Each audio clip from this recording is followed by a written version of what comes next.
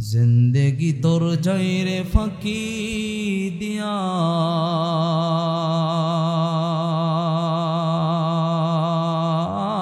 रे सोनार आदम जिंदगी तोर जाई फाकी दिया जिंदगी तोर जाई रे फाकी दिया रे सोनार आदम जिंदगी तोर जाई फाकी दिया ओ आदम रे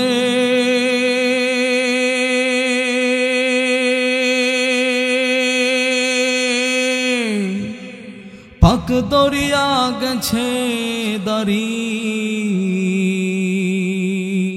দন্ত আছে গোটা চারি সমন জারি গিয়াছে করিয়া রে সোনার আদম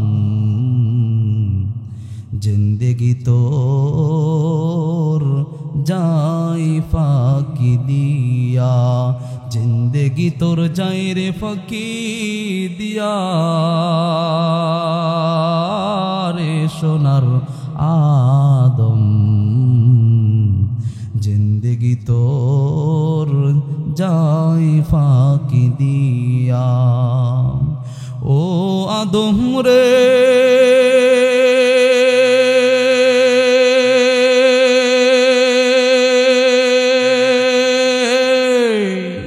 কাল ঘুমেতে রইলি তুই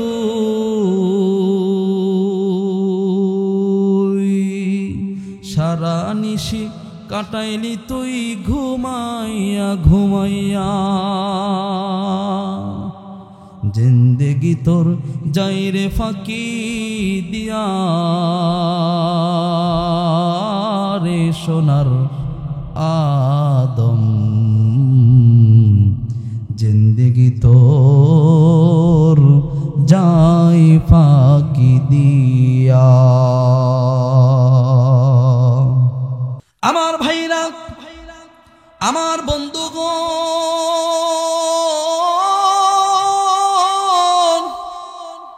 एर शेरपुर जिलार बाबाजी আল্লাহ রব্বুল আলামিন तमाम পৃথিবীর মানব জাতিকে সৃষ্টি করার পর বাবাজি এই মানুষগুলো যখন জমিনের মধ্যে আসলো যাদেরকে আল্লাহ তাআলা সৃষ্টি করলেন সবগুলো মানুষকে একদিন না একদিন মৃত্যুর স্বাদ গ্রহণ করতে হবে কথা বলেন ঠিক কি না ও বন্ধুরে আল্লাহ রব্বুল আলামিন এই পৃথিবীর तमाम পৃথিবীর যত মানুষ আছে সব মানুষ একদিন না একদিন এই পৃথিবী ছেড়ে চলে যাবে ও বন্ধু এই পৃথিবীর মধ্যে কিন্তু অনেক রাজা বাদশা ছিল যারা অনেক বড় বড় ক্ষমতার অধিকারী ছিল ভাইজান কোনো দিক মনোযোগ নাই আমার দিকে তাকান দিলটা নরম করে দেন দেখেন তো দেখেন আজকের এই তাফসীর কোরআন মাহফিল থেকে আপনি হেদায়েত পেতে পারেন কিনা ও বাজান দেখেন আপনার দু চোখের পানি পড়ে কিনা ও বন্ধুরে এই পৃথিবীর মধ্যে বড় বড় চারজন বাদশা ছিল যেই চারজন বাদশা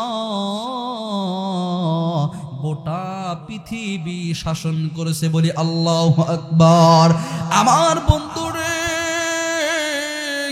চারজন বড় বড় বাদশা এই পৃথিবী শাসন করেছে ভাইজান এক নাম্বার বাদশা সুলাইমান আলাইহিস সালাম বাদশা সুলাইমান পয়গম্বর আলাইহিস সালাতু ওয়াস সালাম তিনি কেমন বাদশা ছিলেন তিনি শুধু মানুষের বাদশা ছিলেন না তিনি সব প্রাণী মাখলুকার বাদশা ছিলেন ও বন্ধু কিন্তু বাদশাহ সুলাইমান তার যখন হায়াত ফুরে গেল, তার যখন মৌতের সময় হয়ে গেল, আল্লাহ রব্বুল আলামিন মালাকুল মাউত পাঠাইয়া দিলেন। ভাইজান, মালাকুল মাউত পাঠাইয়া দেওয়ার পর এত কিছু ক্ষমতা, এত অর্থ সম্পদ সব কিছু থাকা সত্ত্বেও মালাকুল মাউত আসার পরে বাদশাহ সুলাইমান এক সেকেন্ড এই পৃথিবীর বুকে থাকতে পারে নাই। কথা বলেন ঠিক কিনা? আমার শেরপুর জেলার বাবাজি, দেখেন তো দেখেন মৃত্যুর কথা স্মরণ হয় কিনা। ও বন্ধু, আর একজন বাদশার নাম হলো জুলকারনাইন। ও বন্ধু, বাদশাহ জুলকারনাইন কত বড় বাদশাহ ছিল। বাদশাহ জুলকারনাইনকে আল্লাহ তাআলা, তিনি মুসলমান ছিলেন, তাকে আল্লাহ রব্বুল আলামিন গোটা পৃথিবীর ক্ষমতা দান করেছেন, বলে সুবহানাল্লাহ। বাদশাহ জুলকারনাইন তিনি এই পৃথিবীটাকে একদম পশ্চিম থেকে নিয়ে পূর্ব পর্যন্ত তিনি মোট 2 বার পুরো জমিনটাকে বাদশাহ জুলকারনাইন সফর করেছেন। পুরো জমিনটাকে ঘুরে ঘুরে 2 বার দেখেছেন। ও বন্ধু, এই বাদশাহ জুলকারনাইনকে আল্লাহ রব্বুল আলামিন মুজিজা স্বরূপ আল্লাহ তাআলা তাকে একটা সওয়ারি দান করেছিলেন, ঘোড়া দান করেছিলেন। আমার বন্ধু, ওই ঘোড়াটা কত দ্রুতগামী ছিল। ও বন্ধু, ওই ঘোড়াটা একটা পা ফালাইতো, প্রতিটা পায়ে যেন 12,000 কিলোমিটার গতিতে দৌড়াইতে, বলে সুবহানাল্লাহ। এই বাদশাহ জুলকারনাইন, এই বাদশাহ জুলকারনাইনের যেদিন আমার বন্ধুগণ আল্লাহ রব্বুল আলামিন যেদিন মালাকুল মাউত পাঠাইয়া দিলেন, বাদশাহ জুলকারনাইনের যেদিন হায়াত শেষ হয়ে গেল, ও বন্ধু, বাদশাহ জুলকারনাইন কিন্তু 1 সেকেন্ড থাকতে পারে নাই। কথা বলেন ঠিক কিনা? আমার বন্ধু রে, এ বাজান,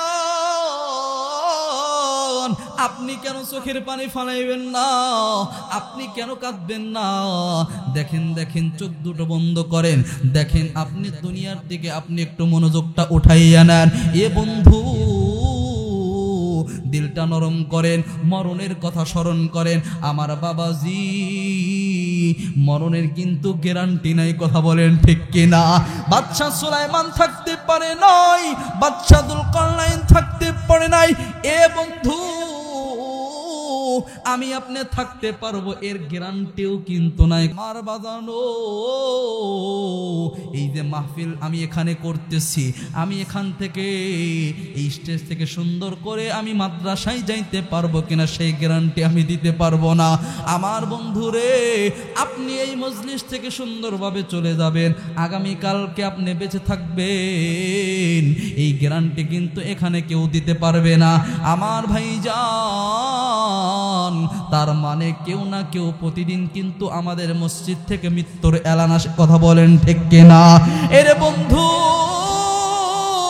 কি হইল রে যুবক, তোমার কেন মৃত্যুর কথা মনে হয় না? তুমি কেমন করে আজকে দুনিয়ার রং তামাশায় লিপ্ত হয়ে গেছো? তুমি আজকে দুনিয়ার চাকচিক্যের পিছনে পড়ে গেছো, যার কারণে তোমার মৃত্যুর কথা বললেও তোমার চোখে পানি আসে না। এরে যুবক, তুমি কি দেখো না বর্তমান কিন্তু খুব অ্যাক্সিডেন্টের মধ্যে যুবকরা মারা যায়? কথা বলেন ঠিক কিনা? এ বন্ধু, একটু খেয়াল করে দেখবেন, আমাদের সাথে চলতে ফিরতে হঠাৎ করে কত যুবক আমাদের মাঝখান থেকে চলে যায়। কথা বলেন ঠিক কিনা? আহারে যুবক ভাই, দেখেন মৃত্যুর কথা স্মরণ করেন। আমার আল্লাহ বাদশাহ জুলকারনাইনকে এই পৃথিবীর মধ্যে থাকতে দেয় নাই, বাদশাহ সুলাইমান পয়গম্বরকে থাকতে দেয় নাই। আমার ভাইজান, আমার বন্ধুগণ, অনুরূপভাবে আরো 2 জন বাদশাহ ছিল, এরা ছিল কাফের। একজন হলো বাদশাহ ফেরাউন। আমার বন্ধুগণ, বাদশা ফেরাউনকে আল্লাহ রাব্বুল আলামিন কত ক্ষমতা দান করেছেন। বাদশা ফেরাউনকে আল্লাহ রাব্বুল আলামিন অনেক ক্ষমতা দান করেছেন। বাদশা ফেরাউন নিজেকে এক পর্যায়ে বলে ফেলল আনা রব্বুকুমুল আলা। ও বন্ধু, বাদশা ফেরাউন বহু মানুষকে হত্যা করেছে। আমার বন্ধুরে, আল্লাহ রাব্বুল আলামিন যেদিন বাদশা ফেরাউনের হায়াতটা উঠাইয়া নিলেন, মালাকুল মাউত পাঠাইয়া দিলেন, ওই মুহূর্তে কিন্তু বাদশা ফেরাউন এক সেকেন্ডও বেঁচে থাকতে পারে নাই। কথা বলেন ঠিক কিনা? আমার বন্ধুরে, অনুরূপভাবে কাফেরদের আরেকজন বাদশা ছিল, বাদশার নাম হলো বখতে নসর। ও বন্ধু, বাদশা বখতে নসর গোটা পৃথিবী রাজত্ব করেছে। কিন্তু যখন আমার আল্লাহ রব্বুল আলামিনের পক্ষ থেকে যখন মৃত্যুর এলান এসে গেল, মৃত্যুর ঘোষণা এসে গেল, বাদশা বখতে নসর কিন্তু এক সেকেন্ড দুনিয়ায় থাকতে পারে নাই। কথা বলেন ঠিক কিনা? আমার বন্ধু, আমি আপনিও দুনিয়ার মধ্যে থাকবো, এই গ্যারান্টি কিন্তু কেউ দিতে পারবে না। কথা বলেন ঠিক কিনা? আমার পর্দার মা, ও মা, আপনাদের কথা কি বলবো? দেখেন যে ঘরের মধ্যে আপনি সুন্দর শাড়ি পইরা নতুন বধূ সেজে এসেছিলেন, ওই ঘর থেকেই কিন্তু একদিন আপনাকে সাদা পোশাক পরে বের হতে হবে। কথা বলেন ঠিক কিনা? আমার বন্ধুরে, ওই মৃত্যুর জন্য প্রস্তুতি নিতে হবে। আমার বাজানো, ওই মৃত্যু কিন্তু কোনো গ্যারান্টি নাই। আহারে, আপনাদেরকে কি বলবো, আমার আব্বার কথায় আমি আপনাদের সামনে সংক্ষিপ্ত আকারে বলে দিই। ও বন্ধু, আমার আব্বা যখন অসুস্থ হয়ে গেল, আমরা কেউ জানতাম না আব্বা ইন্তেকাল করবে। কোলে কইরা নিয়া গাড়িতে উঠাইয়া হসপিটালে নিয়ে গেলাম। যেই বাড়ির থেকে জিন্দা অবস্থায় বের হয়ে গেল, বন্ধুরে, কিছুক্ষণ যাইতে না যাইতেই মাত্র 4 থেকে 5 ঘন্টার ব্যবধানে ওই বাড়িতেই কিন্তু অ্যাম্বুলেন্সের গাড়িতে এসেছে। আমার বন্ধুরে, ও শেরপুর জেলার বাবাজি, আপনাদের সামনে আজকে আসছি, একটু চোখের পানি ফেলাইয়া দেন রে যুবক। ও যুবক, মৃত্যুর কথা স্মরণ করেন। আমি জানি না কার জন্য যেন কাফনের কাপড়টা এই শেরপুর জেলায় রেডি হয়ে আছে। আমি জানি না কার জন্য যেন মালাকুল মাউত রেডি হয়ে আছে। আমি জানি না রে কার জন্য যেন মসজিদের খাটিয়াটা রেডি হয়ে আছে। এর যুবক,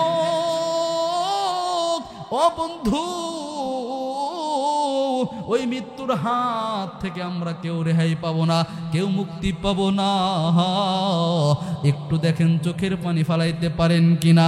এই দুনিয়া থেকে মানুষ যখন ইন্তেকাল করবে, ইন্তেকাল করার 40 দিন পূর্বে মালাকুল মাউত প্রত্যেকটা মৃত্যুর ব্যক্তির কাছে আসে। মৃত্যুর ব্যক্তির কাছে এসে ডাক দেয়, বলে হে, তুমি কেন এখনো গুনাহ করতেছো? তুমি কেন গুনাহ করতেছো? 40 দিন মৃত্যুর আগে, ও বন্ধু, 40 দিন আগে মালাকুল মাউত এসে ডাক দিয়ে বলতেছেন, তোমার হায়াত শেষ হয়ে গেছে, আর তুমি গুনাহ কইরো না, গুনাহ ছেড়ে দাও, ইস্তেগফার পড়ো। মালাকুল মাউত এইভাবে 40 দিন আগে প্রত্যেকটা মানুষের কাছে এইভাবে বলতে থাকে। আমার বন্ধুরে, এই জন্য প্রত্যেকটা মানুষ মৃত্যুবরণ করার আগে 40 দিন আগ থেকেই বুঝতে পারে এই দুনিয়ার মধ্যে তার আর বেশি দিন থাকতে পারবে না। এই জন্য খেয়াল করবেন, যারা মৃত্যুবরণ করে এদেরকে দেখবেন 40 দিন আগ থেকে তারা মানুষদের কাছে ডেকে ডেকে বলে, পানের স্ত্রী রে, আমার যেন কিছুই ভালো লাগে না, কিছুই খাইতে মন চায় না। এই 40 দিন পূর্ব থেকেই প্রত্যেকটা মানুষ দেখবেন এদের সন্তানদেরকে ডাকতে বলেন, ছোট সন্তান কোথায়, আমার মেজো সন্তান কোথায়, আমার বড় সন্তান কোথায়। এইভাবে সব সন্তানদেরকে ডাক দে বলে, বাবাজি আমাদের ভালো লাগে না, আমার ভালো লাগে না, খাওয়া দাওয়া ভালো লাগে না, এইভাবে 40 দিন আগে মালাকুল মাউত এসে বান্দাকে এইভাবে সতর্ক করে যায়। আবার 3 দিন পরে মালাকুল মাউত এসে ডাক দেয়া বলেন, এ লোক, তুই এখনো ভালো হইলি না, আর তো বেশি দিন নাই, তোর আর মাত্র 37 দিন বাকি আছে।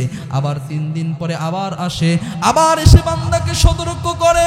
এইভাবে প্রতিদিন 3 দিন পর পর পর পর মালাকুল মাউত বান্দার কাছে এসে এসে বান্দাকে এইভাবে সতর্ক করে। আর ডাক দা বলে, রে বান্দা, তুই এখনো ভালো হলি না, তুই কেন এখনো গুনাহ ছাড়লি না, তোর তো হায়াত আর বেশি দিন নাই।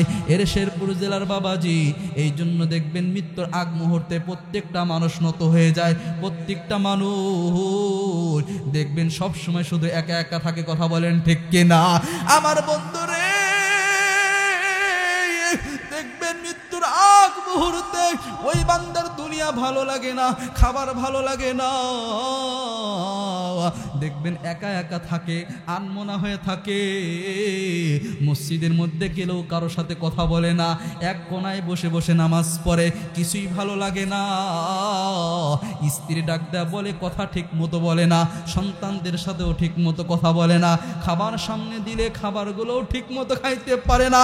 কারণটা কি? কারণ হলো আল্লাহ রব্বুল আলামিনের পক্ষ থেকে হায়াতের ডাক এসে গেছে, মৌতের ডাক এসে গেছে, যার কারণে দুনিয়া তার ছেড়ে দিছে। এই কারণে তার আর দুনিয়া ভালো লাগে না। ও বন্ধু, এই জন্য খেয়াল করবেন, মালাকুল মাউত একদম ঠিক মৃত্যুর 3 দিন পূর্বে এসে মালাকুল মাউত সর্বশেষ একটা বার্তা দিয়ে যায়, ও গোলাম, তুই এখনো ভালো হইলি না, গুনার কাজ এখনো ছাড়লি না, তোর তো আর বেশি দিন হায়াত নাই, 3 দিন পরে তোর এই দুনিয়া থেকে চলে যেতে হবে।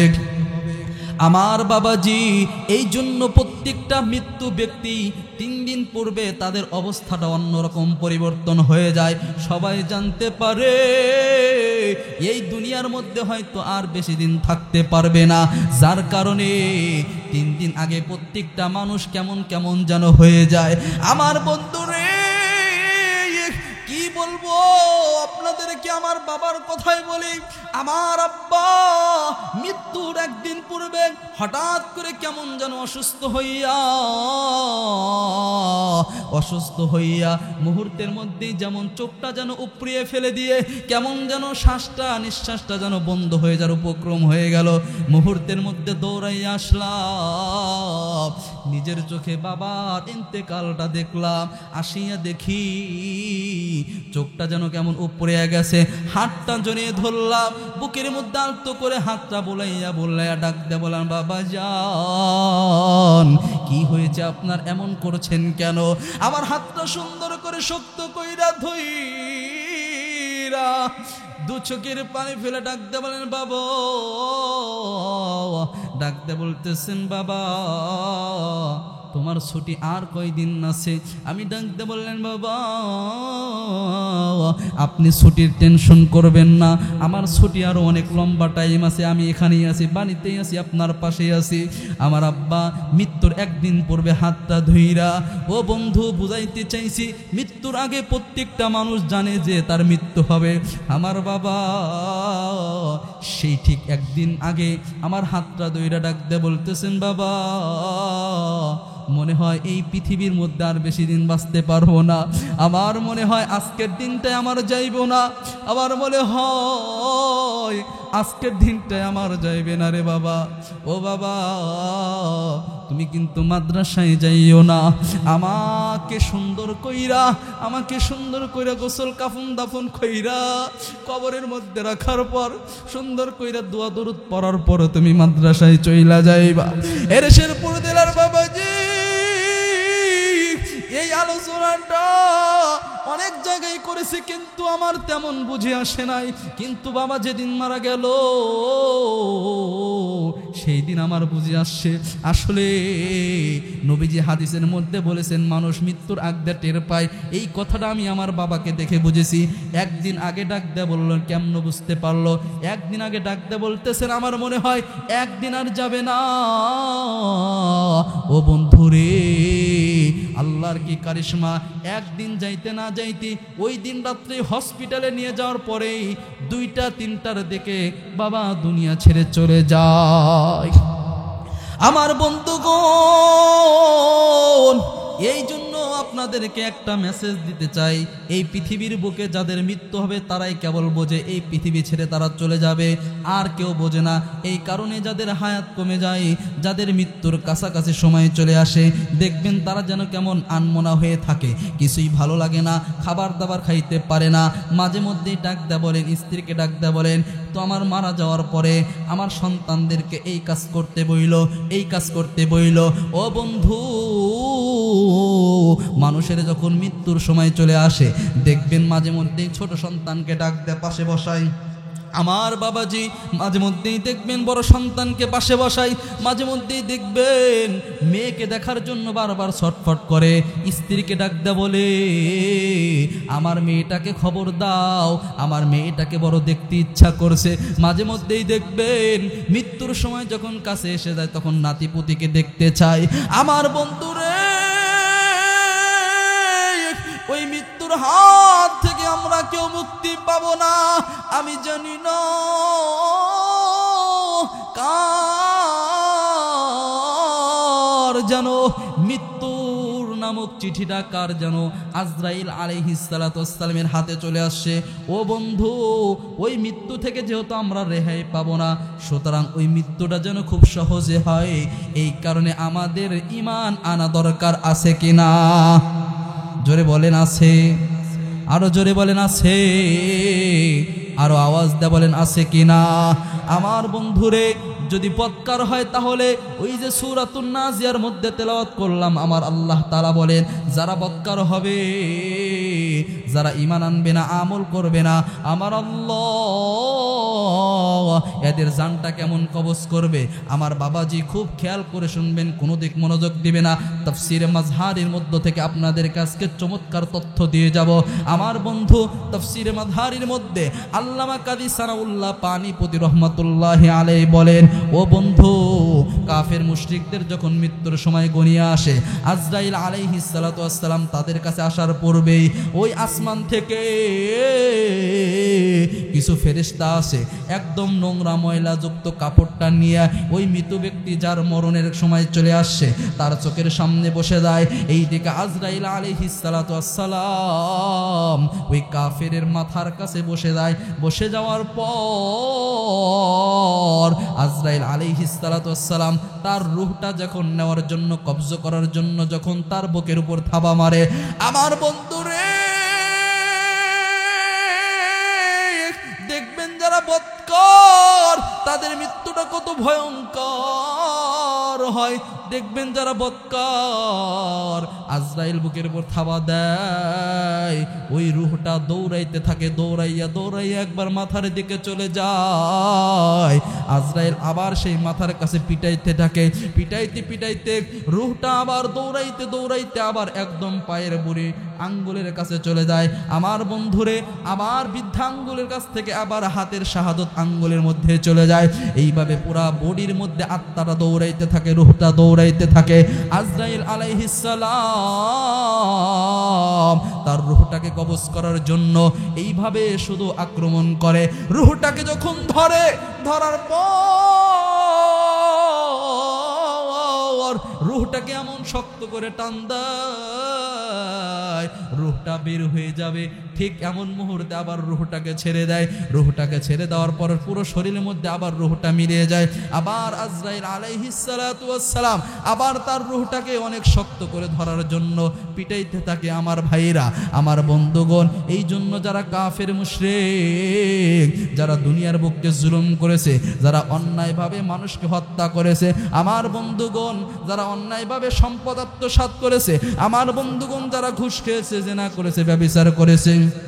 আমার ভাইরা, আমার বন্ধুগণ, এই লোকদের মৃত্যুটা বড় ভয়ঙ্কর ভাবে হবে।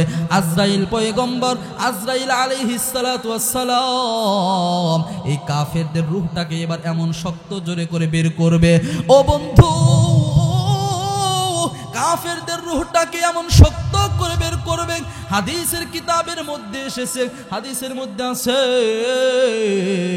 70টা উট জবাই করা ছাড়া চামড়া ছুলানোর পর ওই চামড়ার মধ্যে যদি লবণ মরিচ মেখে দেওয়া হয় যেমন যন্ত্রণা হবে, একজন কাফেরের রূহটাকে বের করা তার চাইতেও তার জন্য বড় ভয়ঙ্কর হবে। বলে নাউজুবিল্লাহ। আমার বন্ধু, কাফেরের রূহটা কবজ করার পরে এইবার ওই ফেরেশতারা ওই আজরাইলের কাছ থেকে রূহটাকে নেওয়ার পরে ওই যে নোংরা একটা কাপড় নিয়ে আসছে, এই নোংরা কাপড়ের মধ্যে সুন্দর করে আত্মাটাকে পেছাইবে। পেছানোর পর এই রূহটাকে নিয়ে ফেরেশতারা 2 নম্বর আয়াত 3 নম্বর আয়াতের মধ্যে আল্লাহ বলেন ফেরেশতারা দৌড়াইয়া যাবে আল্লাহর কাছে নিয়ে নেওয়ার জন্য।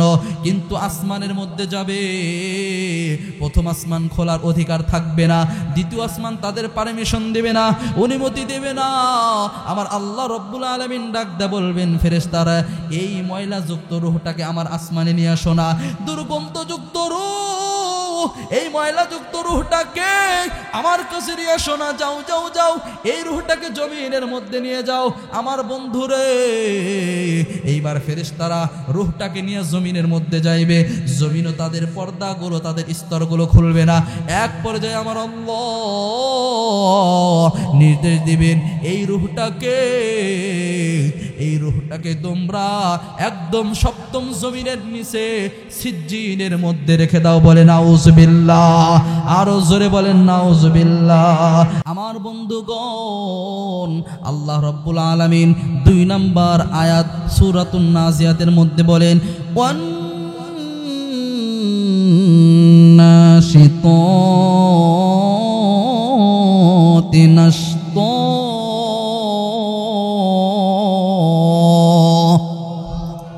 আমার বন্ধুগণ, আল্লাহ রাব্বুল আলামিন সূরাতুন নাজিয়া 2 নম্বর আয়াতের মধ্যে বলেন, পক্ষান্তরে যারা ঈমানদার হবে, ভাইজান ঈমানদারদের রূহটাকে আল্লাহ তাআলা কত সুন্দর করে সহজে তাদের রূহটাকে বের করবেন। ও বন্ধুরে, হাদিসের কিতাবের মধ্যে আসছে, যেমন বোতল থেকে পানি বের করতে গেলে সহজে যেমন পানিটা বের হয়ে যায়, ও বন্ধু মালাকুল মাউত ঈমানদারের রূহটা এর চাইতে সহজে বের করে নেবে। বলে সুবহানাল্লাহ। আরো জোরে বলেন সুবহানাল্লাহ। আরো আওয়াজ দিয়ে বলেন না সুবহানাল্লাহ। আমার বন্ধুগণ, ঈমানদারের মৃত্যু যখন কাছাকাছি চলে আসবে, আমার আল্লাহ রব্বুল আলামিন ফেরেশতা পাঠাইয়া দিবে। ওই ফেরেশতারা জান্নাতের কাফন নিয়ে আসবে, বেহেশতের আতর খুশবু সুঘ্রাণ নিয়ে আসবে। আসার পরে ঈমানদারদের সামনে বসে যাবে। মালাকুল মাউত এসে ঈমানদারদের মাথার সামনে বসে যাবে। বসে যাওয়ার পর মালাকুল মাউত খুব সহজেই সুন্দর করে তার রূহটা বের করবে। বের করার পরে ওই ফেরেশতারা এবার রূহটাকে নিয়া এইবার ওই জান্নাতি কাপড়ের মধ্যে রূহটাকে সুন্দর করে পেছাইবেন। সুন্দর করে পেছানোর পর সুঘ্রাণ সুন্দর করে মেখে এরপরে এই রূহটাকে আল্লাহ রব্বুল আলামিন বলেন সূরাতুন নাজিয়ার 3 নম্বর আয়াত, ওয়াসসাবিহাতি সাবহা। আল্লাহ বলেন 3 নম্বর ফেরেশতাদের দল এই রূহটাকে তারা নিয়া খুব আনন্দে তারা এই শূন্য মণ্ডলীর মধ্যে তারা সুন্দর করে রূহটাকে নিয়া তারা সাঁতার কাটতে থাকবে। বলে সুবহানাল্লাহ। আরো আওয়াজ দিয়ে বলেন সুবহানাল্লাহ। আমার বন্ধুগণ, এইবার 3 নম্বর ফেরেশতাদের দল ওয়াসসাবিহাতি সাবহা, এই দল ফেরেশতারা এই মুমিনের রূহটাকে নিয়ে তারা এই খোলা ময়দানে, আকাশের নিচে, জমিনের উপরে, এই শূন্য জায়গার মধ্যে এই রূহটাকে নিয়ে তারা সাঁতার কাটতে থাকবে আর আনন্দে খেলনা করতে থাকবে আমার বন্ধুরে।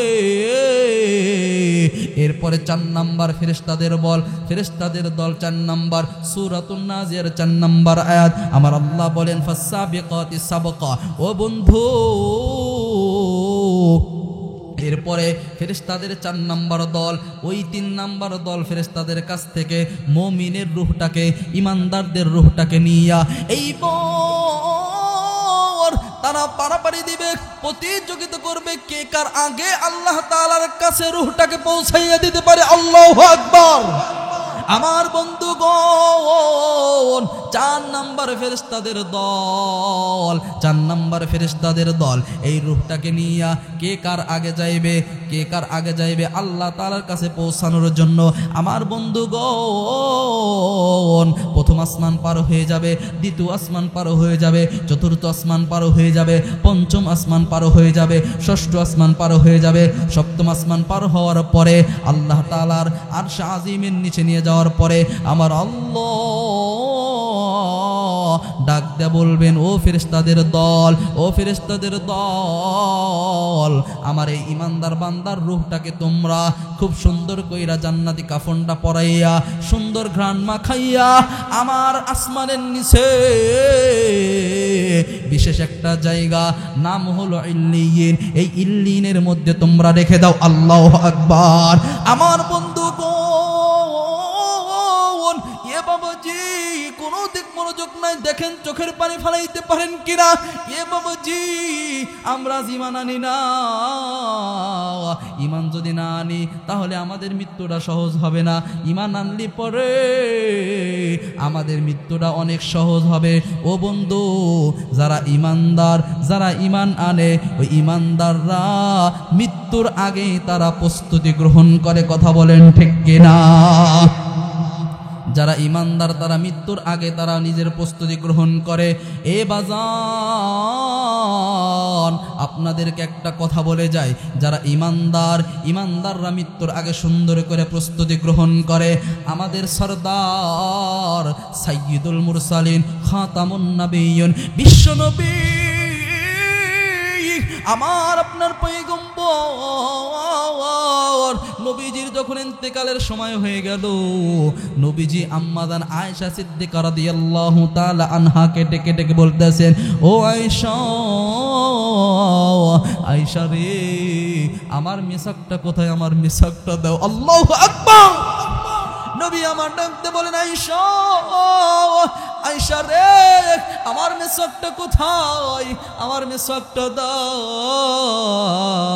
আম্মাজান আয়েশা সিদ্দিকা নবীজির ইন্তেকালের কিছুক্ষণ পূর্ব মুহূর্তে আম্মাজান আয়েশা সিদ্দিকা নবীজির মিসাকটা দিলেন। আমার নবীজি মিসাকটা নিয়ে সুন্দর কইরা মিসাক করলেন, সুন্দর কইরা ওযু করলেন। ও বন্ধু, ওযু করার পর আম্মাজান আয়েশা সিদ্দিকা আল্লাহর নবীজিকে সুন্দর কইরা কাঁধের উপর নিয়া এইবার বিশ্ব নবীজিকে সুন্দর করে শোয়াইয়া দিলেন। শোয়াইয়া দেওয়ার পর নবী আমার ডাক দিয়ে বলতেছেন, আয়েশা রে, আইনা আবু বকর, আয়েশা আমার আবু বকর কোথায়? আল্লাহু আকবার।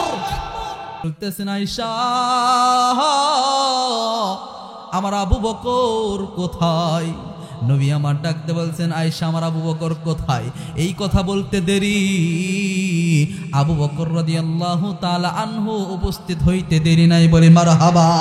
হযরতে আবু বকর আল্লাহ রাসূল সাল্লাল্লাহু আলাইহি ওয়াসাল্লামকে জড়িয়ে ধরলেন। নবী আমার আবু বকরকে জড়িয়ে ধরলেন।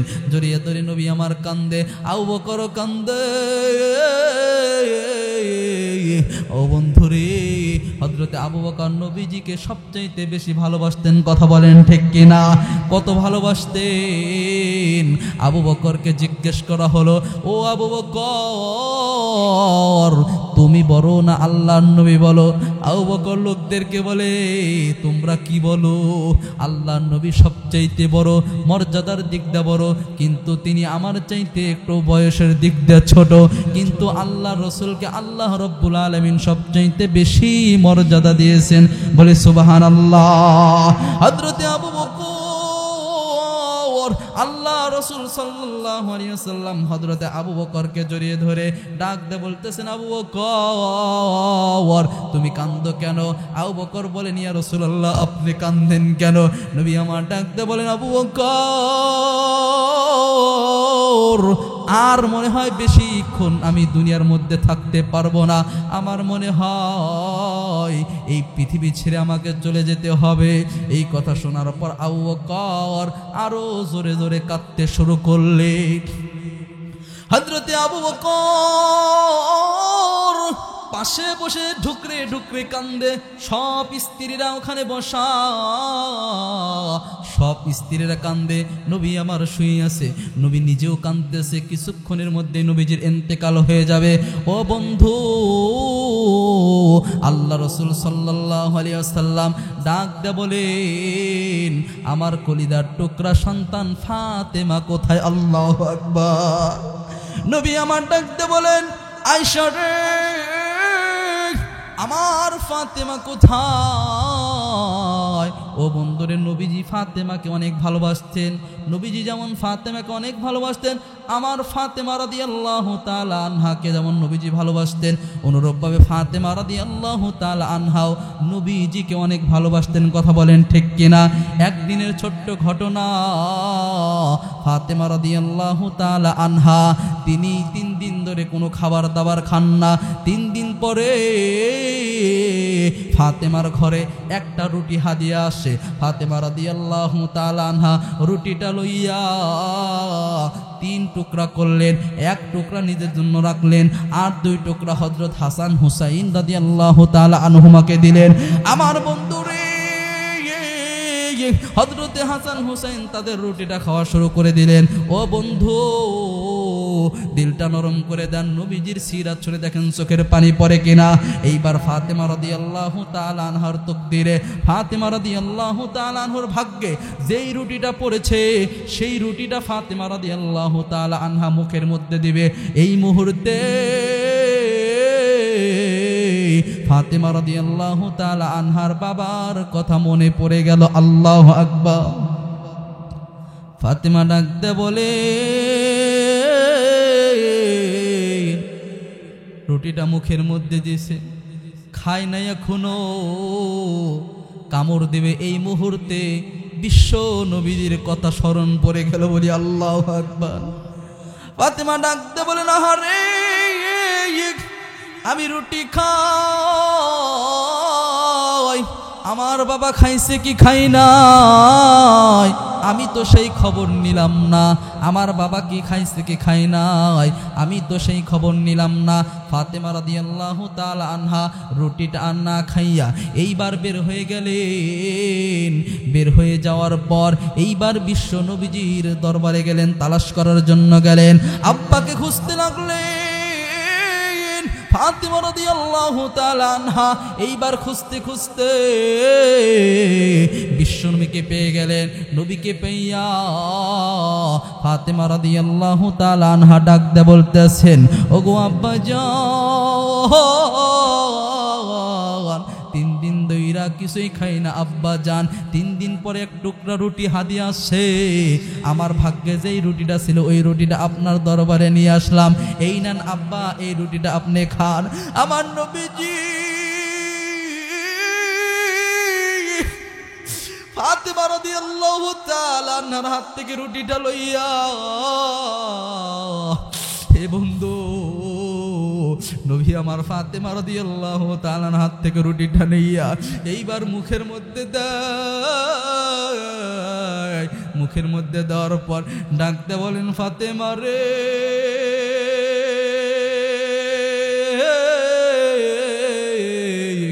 ও ফাতেমা, আল্লাহর কসম কইরা বলি রে ফাতেমা, আজ 3 দিন ধইরা তোমার বাবার মুখে কোনো দানা পানি যাই না। আল্লাহু আকবার বলে। ও বন্ধু, ফাতেমা রাদিয়াল্লাহু তাআলা আনহা নবীজিকে এইভাবে ভালোবাসতেন। মৃত্যুর আগ মুহূর্ত আল্লাহর হাবিব ডাক দিয়ে বলতেছেন, তাআল হুনা ইয়া ফাতেমা, হে ফাতেমা আমার এখানে আসো। ফাতেমা রাদিয়াল্লাহু তাআলা আনহা নবীজির কাছে গেলেন। নবী আমার ডাক দিয়ে বললেন, ফাতেমা ইফতাহিল বাবা, দরজাটা খুলে দাও। নবী আমার এই নির্দেশ দেওয়ার পর হযরতে ফাতেমা রাদিয়াল্লাহু তাআলা আনহা দরজাটা খুলে দিলেন। দরজাটা খুলে দেওয়ার পর কার যেন চেহারা দেখলেন, দৌড় দিয়ে নবীজির কাছে আসলেন। এসে বলতেছেন, আব্বা জান, দরজায় যেন কে দাঁড়িয়ে আছে। নবী আমার ডাকতে বলেন, ফাতেমা দরজায় কে দাঁড়িয়ে আছে তারে ঘরের মধ্যে আসতে বলো। ফাতেমা ডাকতে বলতেছেন, আব্বা জান, আজ থেকে বহু বছর, আজ থেকে 1 বছর না 2 বছর না, বহুদিন আপনার দরবারে অনেক সাহাবায়ে কেরামগণ আসছে। আব্বা জান, আজকে যেই লোকটা দরজায় দাঁড়িয়ে আছে এই লোকটাকে আমি কোনোদিন দেখি নাই, এই লোকটা কোনোদিন আপনার দরবারে আসে নাই, এই লোকটারে তো আমি চিনি না। নবী আমার ডাকতে বললেন, ফাতেমা তুমি এই লোকটারে কেমনে চিনবা? এই লোকটারে তুমি কোনোদিন দেখো না। ও ফাতেমা, এই লোকটা হলো মালাকুল মাউত। আল্লাহু আকবার। আমার বাবাজি, রাত্র অনেক হয়ে গেছে, বাজান রে দিলটা নরম করে দেন, চোখের ফোঁটা পানি ফালান, আল্লাহর দরবারে কবুল হয়ে যাবে। নবী আমার বললেন, ফাতেমা এই লোকটারে তুমি চিনবা কেমনে? ইনি হলেন মালাকুল মাউত। নবী আমার ডাকদা বললেন, ফাতেমা আজকে আমার জানটা কবজ করে নেবেন। এই কথা শোনার পর ফাতেমা রাদিয়াল্লাহু তাআলা আনহা ঠুকরে ঠুকরে কান্দা শুরু করে দিলেন, কাঁদতে কাঁদতে শুরু করে দিলেন। নবী আমার ডাক দিয়ে বললেন, ফাতেমা লিমা তাবকি, কেন তুমি কান্দো, কেন তুমি কান্দো? ফাতেমা ডাক দিয়ে বলে, আব্বাজান, আমার আব্বা আজকে আপনি দুনিয়া ছেড়ে চলে যাবেন, আমি ফাতেমা কেমনে সহ্য করব? আল্লাহু আকবার বলেন। ফাতেমা চোখের পানি ফেলে ঠুকরে ঠুকরে কান্দে, ডাক দিয়ে বলে, আব্বাজান দুনিয়া ছেড়ে চলে যাবে।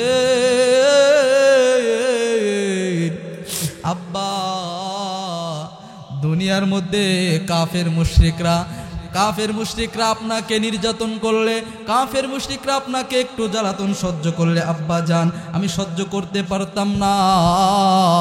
আব্বা জান আপনি আজকে দুনিয়া ছেড়ে চলে যাবেন, আমি এটা কেমনে সহ্য করব? ফাতেমা ঠুকরে ঠুকরে কান্দা শুরু করে দিলেন। আমার বন্ধুরে নবী আমার ডাকতে বললেন, ফাতেমা মালাকুল মাউত আসতে দাও। এইবার মালাকুল মাউত ঘরের মধ্যে প্রবেশ করলো। প্রবেশ করার পর আল্লাহ রাসূল সাল্লাল্লাহু আলাইহি ওয়াসাল্লামের মাথার কাছে বসে গেলেন। মাথার কাছে বসে দেওয়ার পর ডাক দিয়ে বললেন, নবীজি, ইয়া রাসূলুল্লাহ, ইয়া হাবিবাল্লাহ, আল্লাহ রাব্বুল আলামিন আপনাকে সালাম জানিয়েছেন। আল্লাহু আকবার। আরো জোরে বলেন আল্লাহু আকবার। আজরাইল নবীকে বলতেছেন, ইয়া রাসূলুল্লাহ, আল্লাহ রাব্বুল আলামিন আপনাকে সালাম জানিয়েছেন। নবী আমার সালামের উত্তর নিলেন। আজরাইল ডাকতে বলেন, ইয়া রাসূলুল্লাহ, একটা কথা আপনারে বলতে চাই। কি কথা? ওগো নবীজি, আজকে যেই কথাটা বলবো এই কথাটা কোনো পয়গম্বরকে আমার আল্লাহ তাআলা বলেন নাই। ওগো নবীজি, আমি মালাকুল মাউত বহু মানুষের জান কবজ করেছি, অনেক নবী রাসূলদের জান কবজ করেছি, কিন্তু আল্লাহ রাব্বুল আলামিন আপনার জান কবজ করার ক্ষেত্রে যেই কথাটা বলেছেন এই কথা দুনিয়ার আর কারো ক্ষেত্রে বলে নাই। বলি সুবহানাল্লাহ। মালাকুল মাউত ডাকতে বলতেছেন, ইয়া রাসূলুল্লাহ, ইয়া হাবিবাল্লাহ, আল্লাহ রাব্বুল আলামিন জানাইয়া দিছেন আপনি যদি চান আল্লাহ রাব্বুল আলামিন আপনার দিদারের জন্য অপেক্ষা করছেন। বলি সুবহানাল্লাহ। নবী আমার ডাকতে বলতেছেন, জিবরাইল,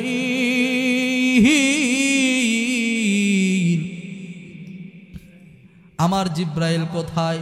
ও মালাকুল মাউত, আমার জিবরাইল কোথায়?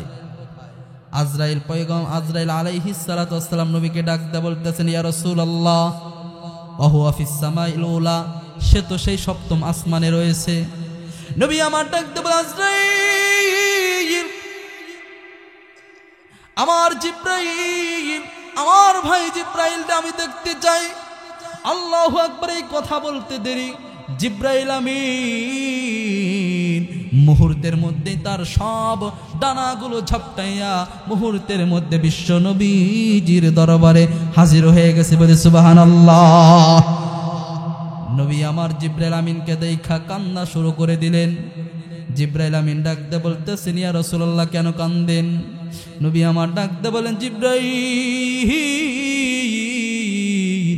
মালাকুল মউত এসেছে, জান কবজ করবে। এই কথা শুই না জিব্রাইল আমিনও কান্দা শুরু করে দিছেন। নবী আমার ডাকতে বললেন, জিব্রাইল তুমি কেন কাঁদো? জিব্রাইল আমিন ডাকতে বলে, ইয়া রাসূলুল্লাহ, ইয়া হাবিবাল্লাহ, আপনার কাছে নাই শুধু, আমি এই পৃথিবীর মধ্যে অনেক নবী রাসূলদের কাছে, কারো কাছে 5 বারে গিয়েছি, কারো কাছে 6 বারে গিয়েছি। ও নবীজি, কারো কাছে 7 বারে গিয়েছি, কারো কাছে 8 বার, কারো কাছে 1000, কারো কাছে 2000। ও পয়গম্বর, কিন্তু আমি জিব্রাইল আপনার কাছে 1000 না 2 বছর নয়। ওগো পয়গম্বর, আমি জিব্রাইল আপনার কাছে 24,000 বার এসেছি। বলি সুবহানাল্লাহ। জিব্রাইল ডাকতে বলতেছেন, ইয়া রাসূলুল্লাহ, আপনার সাথে আমার অন্যরকম একটা মহাব্বত, ভালোবাসা তৈরি হয়ে গেছে। আপনি দুনিয়া থেকে চলে যাওয়ার পর আমি কার কাছে আসবো, কার চেহারা দেখবো ইয়া রাসূলুল্লাহ। এই কারণে আমি কাঁদি। এই কথাবার্তা শেষ হওয়ার পরে এক পর্যায়ে আজরাইল আলাইহিস সালাতু ওয়াস সালাম নবীজিকে বলতেছেন, ইয়া রাসূলুল্লাহ, এইবার আপনি রেডি হইয়া যান, আমি এইবার আপনার জানটা কবজ করব। এইবার জিব্রাইল আমিন রেডি হইয়া গেলেন, তিনি বিদায় নিলেন। ও বন্ধুরে, হযরতে আবু বকর বিশ্ব নবীজির পাশে বসা, হযরতে ফাতেমা রাদিয়াল্লাহু তাআলা আনহা পাশে বসে কাঁদেন। আমার বন্ধুরে, নবীজি শুয়ে আছে, আম্মাদান আয়েশা সিদ্দিকা সব স্ত্রীগণ কান্দে। আজরাইল আলাইহিস সালাতু ওয়াস সালাম এইবার শুধুমাত্র নবীজির জানটা কবজ করার জন্য কেবলমাত্র নবীজির বুকের উপর হাতটা রাখছে। আমার নবী ডাকতে বলতেছেন, আজরাইল রে। আজরাইল কেবলমাত্র শুধুমাত্র হাতটা রাখছে। নবী আমার ঠিক ওই মুহূর্তে বলতেছেন, আজরাইল, মনে হয় তুমি যেন আমার উপর উহুদ পাহাড়টা চাপিয়ে দিয়েছো। আমার শেরপুর জেলার বাবাজি, কি হইল রে যুবক? ও বাবাজি, চুল দাড়িগুলো পাইকা এক পা যেন কবরের মধ্যে চলে গেল, এখনো আমার আপনার মৃত্যুর কথা স্মরণ হয় না। ও বন্ধু, ও যুবক ভাই, একটু বালিশের সাথে মাথাটা লাগাইয়া চিন্তা করো, এই দুনিয়ার রং তামাশা আর কয়দিন তুমি রং তামাশার মধ্যে লিপ্ত থাকবা? জানি না কে যেন শাস্ত্রের মধ্যে সময়টা ব্যয় করো, এখনো কে যেন মোবাইলের মধ্যে সময়টা ব্যয় করো, কোন যুবক যেন আছো গুনার মধ্যে লিপ্ত আছো। এই গভীর রাত্রে, এই রাত্রের মধ্যে অনেক মানুষ অন্যায়ের সাথে জড়িয়ে যায়, কিন্তু আমার আল্লাহ রব্বুল আলামিন রাত যত গভীর হয়ে যায়, আল্লাহ প্রথম আসমানে এসে ডাকতে থাকে, আছে কোনো বান্দা, আছে কোনো গুনাহগার, আমি আল্লাহর কাছে যাও, আমি আল্লাহ তোমাদের মাফ করে দিব। আমার আল্লাহ ডাকতে থাকে, আছে কোনো অভাবী লোক, আমি আল্লাহ তাআলা তার রিজিক বানিয়ে দিব। আছে কোনো রোগগ্রস্ত ব্যক্তি, আমি আল্লাহ তার রোগ সারিয়ে দিব। বলে সুবহানাল্লাহ। আমার শেরপুর জেলার বাবাজি, আমার বাপজান, চোখের পানিটা ফালাইয়া দেন। এইবার নবীজির উপর আজরাইল আলাইহিস সালাতু ওয়াস সালাম শুধুমাত্র হাত রাখছে। নবীজি বলতেছেন, আজরাইল, মনে হচ্ছে তুমি যেন আমার উপর উহুদ পাহাড় চাপিয়ে দিয়েছো। বলি আল্লাহু আকবার। আমার বন্ধুরা, এই মুহূর্তে আপনাদেরকে একটা মৃত্যুর যন্ত্রণার ঘটনার কথা শোনাই। মৃত্যুটা কত ভয়ঙ্কর হবে, কিতাবের মধ্যে ঘটনা লেখছে। একজন পয়গম্বর, নাম হলেন ঈসা রূহুল্লাহ, চিনেন কিনা? ঈসা রূহুল্লাহ, ঈসা পয়গম্বর। ঈসা পয়গম্বরকে তার কওমের লোকেরা তারে মানে না, তারে নবী বলে মানে না। ডাক দিয়ে বলতেছেন, ওগো পয়গম্বর ঈসা, আপনি যে আল্লাহর পয়গম্বর, আপনার কাছে কোনো দলিল আছে, আপনার কাছে কোনো মুজিজা আছে, আপনি আমাদেরকে দেখাইতে পারবেন কিনা? ঈসা পয়গম্বর ডাক দিয়ে বললেন, কওমের লোকেরা, কি মুজিজা তোমরা চাও? এইবার কওমের লোকেরা ডাকতে বললেন, ওগো পয়গম্বর ঈসা, আমরা আপনার কাছে একটা জিনিস চাই, সেই জিনিসটা হলো আপনি যদি কোনো মৃত মানুষকে জীবিত করতে পারেন, তাহলে আমরা অবশ্যই আপনাকে আল্লাহর নবী হিসাবে মেনে নিব। এইবার ঈসা পয়গম্বর আল্লাহ রব্বুল আলামিনের কাছে কেঁদে কেঁদে বলেন, আল্লাহ, আমার কওমের লোকেরা আমার কাছে একটা জিনিস চায়, আল্লাহ, তারা মৃত মানুষকে জীবিত করতে চায়, আল্লাহ, এইটা কোনোদিন সম্ভব নাকি? আমার আল্লাহ ডাক দেয়া বলেন, ঈসা, এইটা কোনো অসম্ভবের বিষয় না। তুমি যে কোনো একটা কবরস্থানের কাছে গিয়ে তুমি কবরস্থানের দিকে, একটা গরুস্থানের দিকে লক্ষ্য কইরা, একটা কবরের দিকে লক্ষ্য কইরা তুমি বলবা, কুম বিইذনিল্লাহ। এই কথা বলতে দেরি, আমি আল্লাহ তাআলা সঙ্গে সঙ্গে তাকে জীবিত করে দেব, বলে সুবহানাল্লাহ। এইবার ঈসা পয়গম্বর তার সব কওমের লোকদেরকে নিয়ে বলল, আসো আসো, তোমরা আমার সাথে আসো, আজকে তোমাদেরকে আমি একটা মুজিজা দেখাইব। এইবার সব লোকদেরকে নিয়ে এইবার বলতেছে, চলো আমাকে কোন তোমাদের সবচাইতে পুরাতন গোরস্থানে নিয়ে যাও। এইবার কওমের লোকেরা ঈসা পয়গম্বরকে সবচাইতে পুরাতন গোরস্থানের দিকে নিয়ে গেল। নিয়ে যাওয়ার পর ঈসা পয়গম্বর একটা কবরের দিকে লক্ষ্য কইরা এইবার ডাকতে বলতেছেন, কুম বিইذনিল্লাহ, আল্লাহর হুকুমে দাঁড়িয়ে যাও। আমার বন্ধুরে, ঈসা পয়গম্বর এই কথা বলতে দেরি, সঙ্গে সঙ্গে কবরস্থান থেকে, একটা কবর থেকে একটা যুবকের লাশ উঠে গেল, বলে সুবহানাল্লাহ। পয়গম্বর ঈসা ডাকতে বলতেছেন, যুবক, তোমার নাম কি? যুবক বলতেছে, আনা ইয়াফিস, আমার নাম হলো ইয়াফিস। যুবক ডাকতে বলতেছেন, পয়গম্বর, আমি আপনাকে চিনি, আপনার নাম হলো ঈসা। আল্লাহু আকবার। ঈসা পয়গম্বর ডাকতে বলতেছেন, যুবক রে, তুমি আমারে কেমনে চেনো? তুমি আমার কেমনে চেনো? তুমি কি আমারে দেখেছো?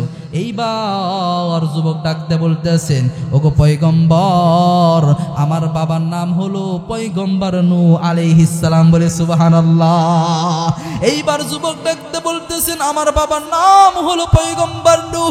এই কথা বলার পর ঈসা পয়গম্বর ডাকতে বলতেছেন, যুবক, তুমি যে নূহ পয়গম্বরের ছেলে, এই কথা আমি বিশ্বাস করি না। কারণ হলো, আমি কিতাবের মধ্যে পড়েছি নূহ পয়গম্বরের বংশধর, তাদের কখনো চুল দাড়ি পেকে যেত না। ও যুবক, কিন্তু তোমার চেহারার মধ্যে যে দাড়ি, এটা তো সাদা হয়ে গেছে, তোমার চুলগুলো সাদা হয়ে গেছে। অথচ পয়গম্বর নূহ এর বংশধরের লোকদের চুলগুলো পাকা ছিল না, দাড়িগুলো পাকা ছিল না। এ বন্ধুরে, এইবার যুবক ডাকতে বলতেছেন, নবী গো, আপনি সত্য কথা বলেছেন, আপনার কথা সত্য, আপনি যে কিতাবের মধ্যে পড়েছেন এটা সত্য। অবশ্যই নূহ পয়গম্বরের বংশধরদের চুল পাকতো না, আমার চুল পাকতো না, আমার চুলগুলো পাকা ছিল না, আমার চুলগুলো সাদা ছিল, আমার দাড়িগুলো সাদা ছিল। নূহ পয়গম্বরের সন্তান আমি, আমার সব কিছু কালো ছিল। ঈসা পয়গম্বর ডাকতে বলতেছেন, তাহলে কেমনে পেকে গেল? এইবার লোকটা ডাকতে বলতেছেন, পয়গম্বর, যেই দিন মালাকুল মাউত আমার কাছে আসলো আমার জানটা কবজ করার জন্য, ওই দিন মালাকুল মাউতরে দেখা আমি এত ভয় পাইছি। মালাকুল মাউতটা তখন আমার রূহটা কবজ করার জন্য আমার উপর হাত রাখছে, ওই মুহূর্তে, এই এমন একটা ভীতিকরময় মুহূর্ত, ওই মুহূর্তের মধ্যে আমার চুল দাড়িগুলো ভয়ে সব পাকা হয়ে গেছে, বলি আল্লাহু আকবার। পয়গম্বর ঈসা ডাকতে বলতেছেন, যুবক, এটা না হয় বুঝলাম, এইবার বলো, আমি তো কিতাবের মধ্যে পড়েছি। ও যুবক, আমি কিতাবের মধ্যে পড়েছি নূহ পয়গম্বরের বংশধর, এরা কখনো এদের শরীর থেকে ঘাম ঝরতো না, কিন্তু যুবক দেখা যায় তোমার শরীর থেকে যেন কেমন করে টপ টপ করে ঘাম পড়তেছে, এর কারণটা কি? এইবার ডাকতে বলতেছেন, নবী ঈসা, ও ওগো পয়গম্বর ঈসা, আপনি সত্য কথা বলেছেন, নূহ পয়গম্বরের বংশধরদের ঘামগুলো ঝরতো না, কিন্তু আমার এই ঘামটাতে ঝরতেছে। এই ঘামটা ধরার অন্যতম কারণ হলো মালাকুল মাউত যেদিন আমার জানটা কবজ করতে এসেছে, ওই মালাকুল মাউতের বিভীষিকা চেহারাটা দেখা আমি এই যুবকের, আমি ইয়াফিসের আমার ঘামটা যেন আজও পর্যন্ত শরীর থেকে পড়তেছে, বলে আল্লাহু আকবার। এইবার ঈসা পয়গম্বর যুবকটাকে ডেকে বলল, এ যুবক, তুমি কি দুনিয়ার মধ্যে যেতে চাও? তুমি কি দুনিয়ায় বেঁচে থাকতে চাও? যুবক ডাক দিয়ে বললেন, ঈসা পয়গম্বর, আমাকে একটা জিনিস গ্যারান্টি দিতে হবে, ওই গ্যারান্টি যদি দেন তাহলে আমি অবশ্যই দুনিয়ার মধ্যে বেঁচে থাকবো। ঈসা পয়গম্বর ডাক দিয়ে বললেন, যুবক, কি গ্যারান্টি তুমি পেতে চাও? এইবার যুবক ডাক দিয়ে বলতেছেন, ঈসা পয়গম্বর বলেন, আমি দুনিয়ার মধ্যে থাকার পর আমাকে আবার মৃত্যুবরণ করতে হবে। এইবার ঈসা পয়গম্বর বললেন, না, অবশ্যই তুমি দুনিয়ার মধ্যে থাকার পরে আমার আল্লাহ রব্বুল আলামিন তোমার কাছে মালাকুল মাউত পাঠাইয়া দিবে। এই কথা শোনার পর যুবক ডাক দিয়ে বলেন, ঈসা পয়গম্বর, আমি আর দুনিয়ার মধ্যে যেতে চাই না, আমাকে মুহূর্তের মধ্যে আমি যেখানে ছিলাম সেখানেই পাঠাইয়া দেন। এরেশরপুর জেলার বাবাজি, বলতেছিলাম মৃত্যুর যন্ত্রণা কত ভয়ঙ্কর হবে। আল্লাহর রাসূল সাল্লাল্লাহু আলাইহি ওয়াসাল্লামের বুকের উপরে আজরাইল আলাইহিস সালাতু ওয়াসসালাম শুধুমাত্র হাতটা রাখছে। এইবার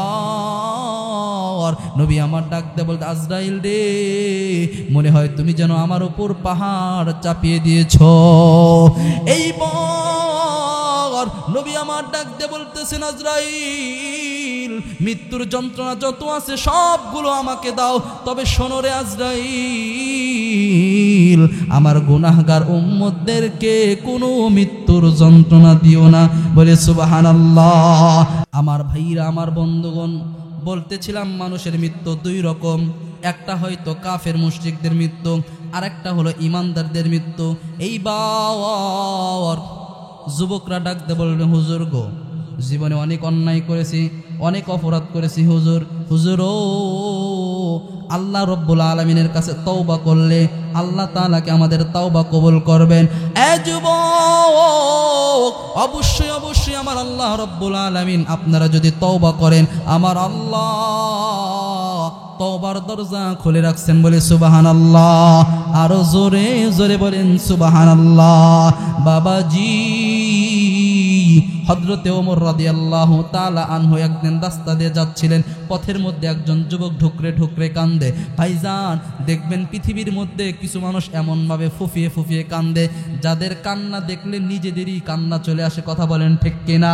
হযরতে ওমর রাদিয়াল্লাহু তাআলা আনহু যুবকের কান্না দেখা এইবার হযরতে ওমর রাদিয়াল্লাহু তাআলা আনহু তিনিও কান্না শুরু করলেন। এইবার যুবককে ডাক দিলেন, যুবক কেন কান্দো? যুবক ডাক দিয়ে বলতেছেন, আমিরুল মুমিনিন হযরতে ওমর, আমি জীবনে অনেক বড় অন্যায় করেছি, গুনাহ করেছি। হযরতে ওমর যুবকটার হাত ধরিয়া আল্লাহ রাব্বুল আলামিনের নবীজির কাছে নিয়ে গেলেন, বললেন, যুবক, জীবনে যত গুনাহ করো কোনো অসুবিধা নাই, আমার আল্লাহ তোমার সব গুনাহ আল্লাহ মাফ করে দিবেন, বলে সুবহানাল্লাহ। হযরতে ওমর যুবকের হাতটা ধরে নিয়ে গেলেন। মজলিসে যাওয়ার আগেই হযরতে ওমর নবীজির দরবারে গেলেন। দরবারে যাওয়ার পর সালাম দিলেন, আসসালামু আলাইকা ইয়া রাসূলুল্লাহ।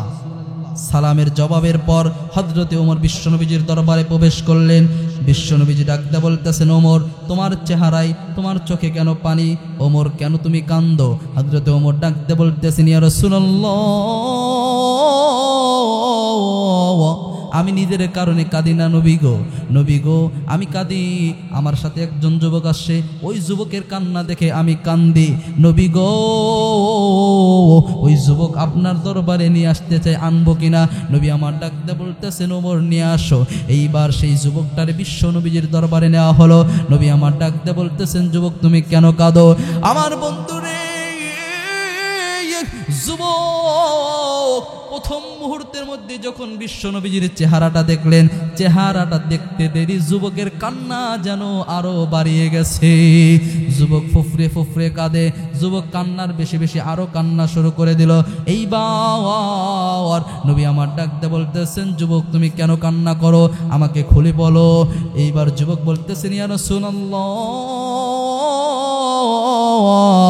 ইয়া হাবিবাল্লাহ, আমি অনেক বড় অন্যায় করেছি, আমি অনেক বড় অপরাধ করেছি। নবী গো, আমার আল্লাহ রব্বুল আলামিনকে আমাকে এত বড় অন্যায় মাফ করবে, এত বড় গুনাহ আল্লাহ রব্বুল আলামিন মাফ করবে।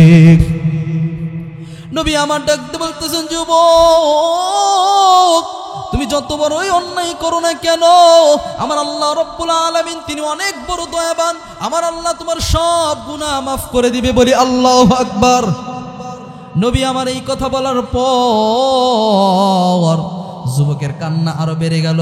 নবী আমার ডাকতে বলতেছেন, যুবক তুমি কি গুনাহ করেছো, তুমি কি শিরিক করেছো? যুবক ডাকতে বলে, ইয়া রাসূলুল্লাহ, আমি শিরিক করি নাই। নবী আমার ডাকতে বলতেছেন, যুবক তাহলে তুমি কি চুরি করেছো? যুবক ডাকতে বললেন, নবী গো, আমি চুরিও করি নাই। এইবার নবী আমার ডাকতে বলতেছেন, যুবক তাহলে তুমি কি গুনাহ করেছো, তুমি খুলে বলো। এইবার যুবক ডাকতে বলতেছেন, ইয়া রাসূলুল্লাহ, ইয়া হাবিবাল্লাহ, আপনি অবশ্যই জানেন এই মক্কা মদিনার মধ্যে কাফন চোর নামে একজন লোক চেনেন আপনি জানেন এই মক্কা মদিনার মধ্যে যে কোনো কবরের মধ্য থেকে কাফন চুরি করা হয়। নবী আমার ডাকতে বলতেছেন, হ্যাঁ আমি শুনেছি মক্কা মদিনার মধ্যে কোনো নতুন কবর দেওয়া হলে ওই কবরগুলো খনন করে একজন লোক কাফনগুলো চুরি করে নিয়ে যায়, এমন বহু ঘটনা আমি শুনেছি। এইবার যুবক নবীজিকে ডাকতে বলতেছেন, ইয়া রাসূলুল্লাহ, ইয়া হাবিবাল্লাহ, ওই যুবকটা হইলাম আমি নিজেই মক্কা মদিনার মধ্যে কোনো মানুষকে কবর দেওয়ার পরে আমি যুবক, আমার পেশা ছিল আমি কবরগুলোর মধ্য থেকে ওই নতুন কাপড়গুলো খুলে নিয়ে আমি আবার বাজারে বিক্রি করতাম, বাজারে বিক্রি করার পর এই টাকা দিয়ে আমার জীবিকা উপার্জন করতাম। নবী গো, আমি এই কাফন চোর ছিলাম। আমার নবী ডাকতে বলতেছেন, যুবক এইটা তো একটা, এই গুনাহ করেছে এটা তো একটা সাধারণ গুনাহ, এই গুনার কারণে এত ফুফে ফুফে কাঁদতে হয় কেন? অবশ্যই তুমি আল্লাহর কাছে তওবা করো, আমার আল্লাহ তোমার গুনাহগুলো মাফ করে দিবে। বলি সুবহানাল্লাহ, আরো জোরে জোরে বলেন সুবহানাল্লাহ। যুবক ডাকতে বলতেছেন, ইয়া রাসূলুল্লাহ, ইয়া হাবিবাল্লাহ, এতটুকুই শেষ না গো নবীজি, শুধুমাত্র কাফন চুরি করতাম এতটুকুই শেষ না। ইয়া রাসূলুল্লাহ, ওগো নবীজি, একদিনের ঘটনা, মদিনার মধ্যে একজন সবচাইতে ধনাঢ্য বড় লোকের মেয়ে, যুবতী সুন্দরী মেয়ে মারা যায়। ইয়া রাসূলুল্লাহ, ইয়া হাবিবাল্লাহ, মদিনার মধ্যে একজন সুন্দরী যুবতী নারী মারা যায়। ওই যুবতী নারী মারা যাওয়ার পর তার পরিবারের লোকেরা সুন্দর কইরা তাকে কাফন দাফন কইরা রেখে আসে। নবীজি আমার পেশা অনুযায়ী, অভ্যাস অনুযায়ী আমি ওই যুবতীর কবরটাকে খনন করলাম কাফনটা চুরি করার জন্য।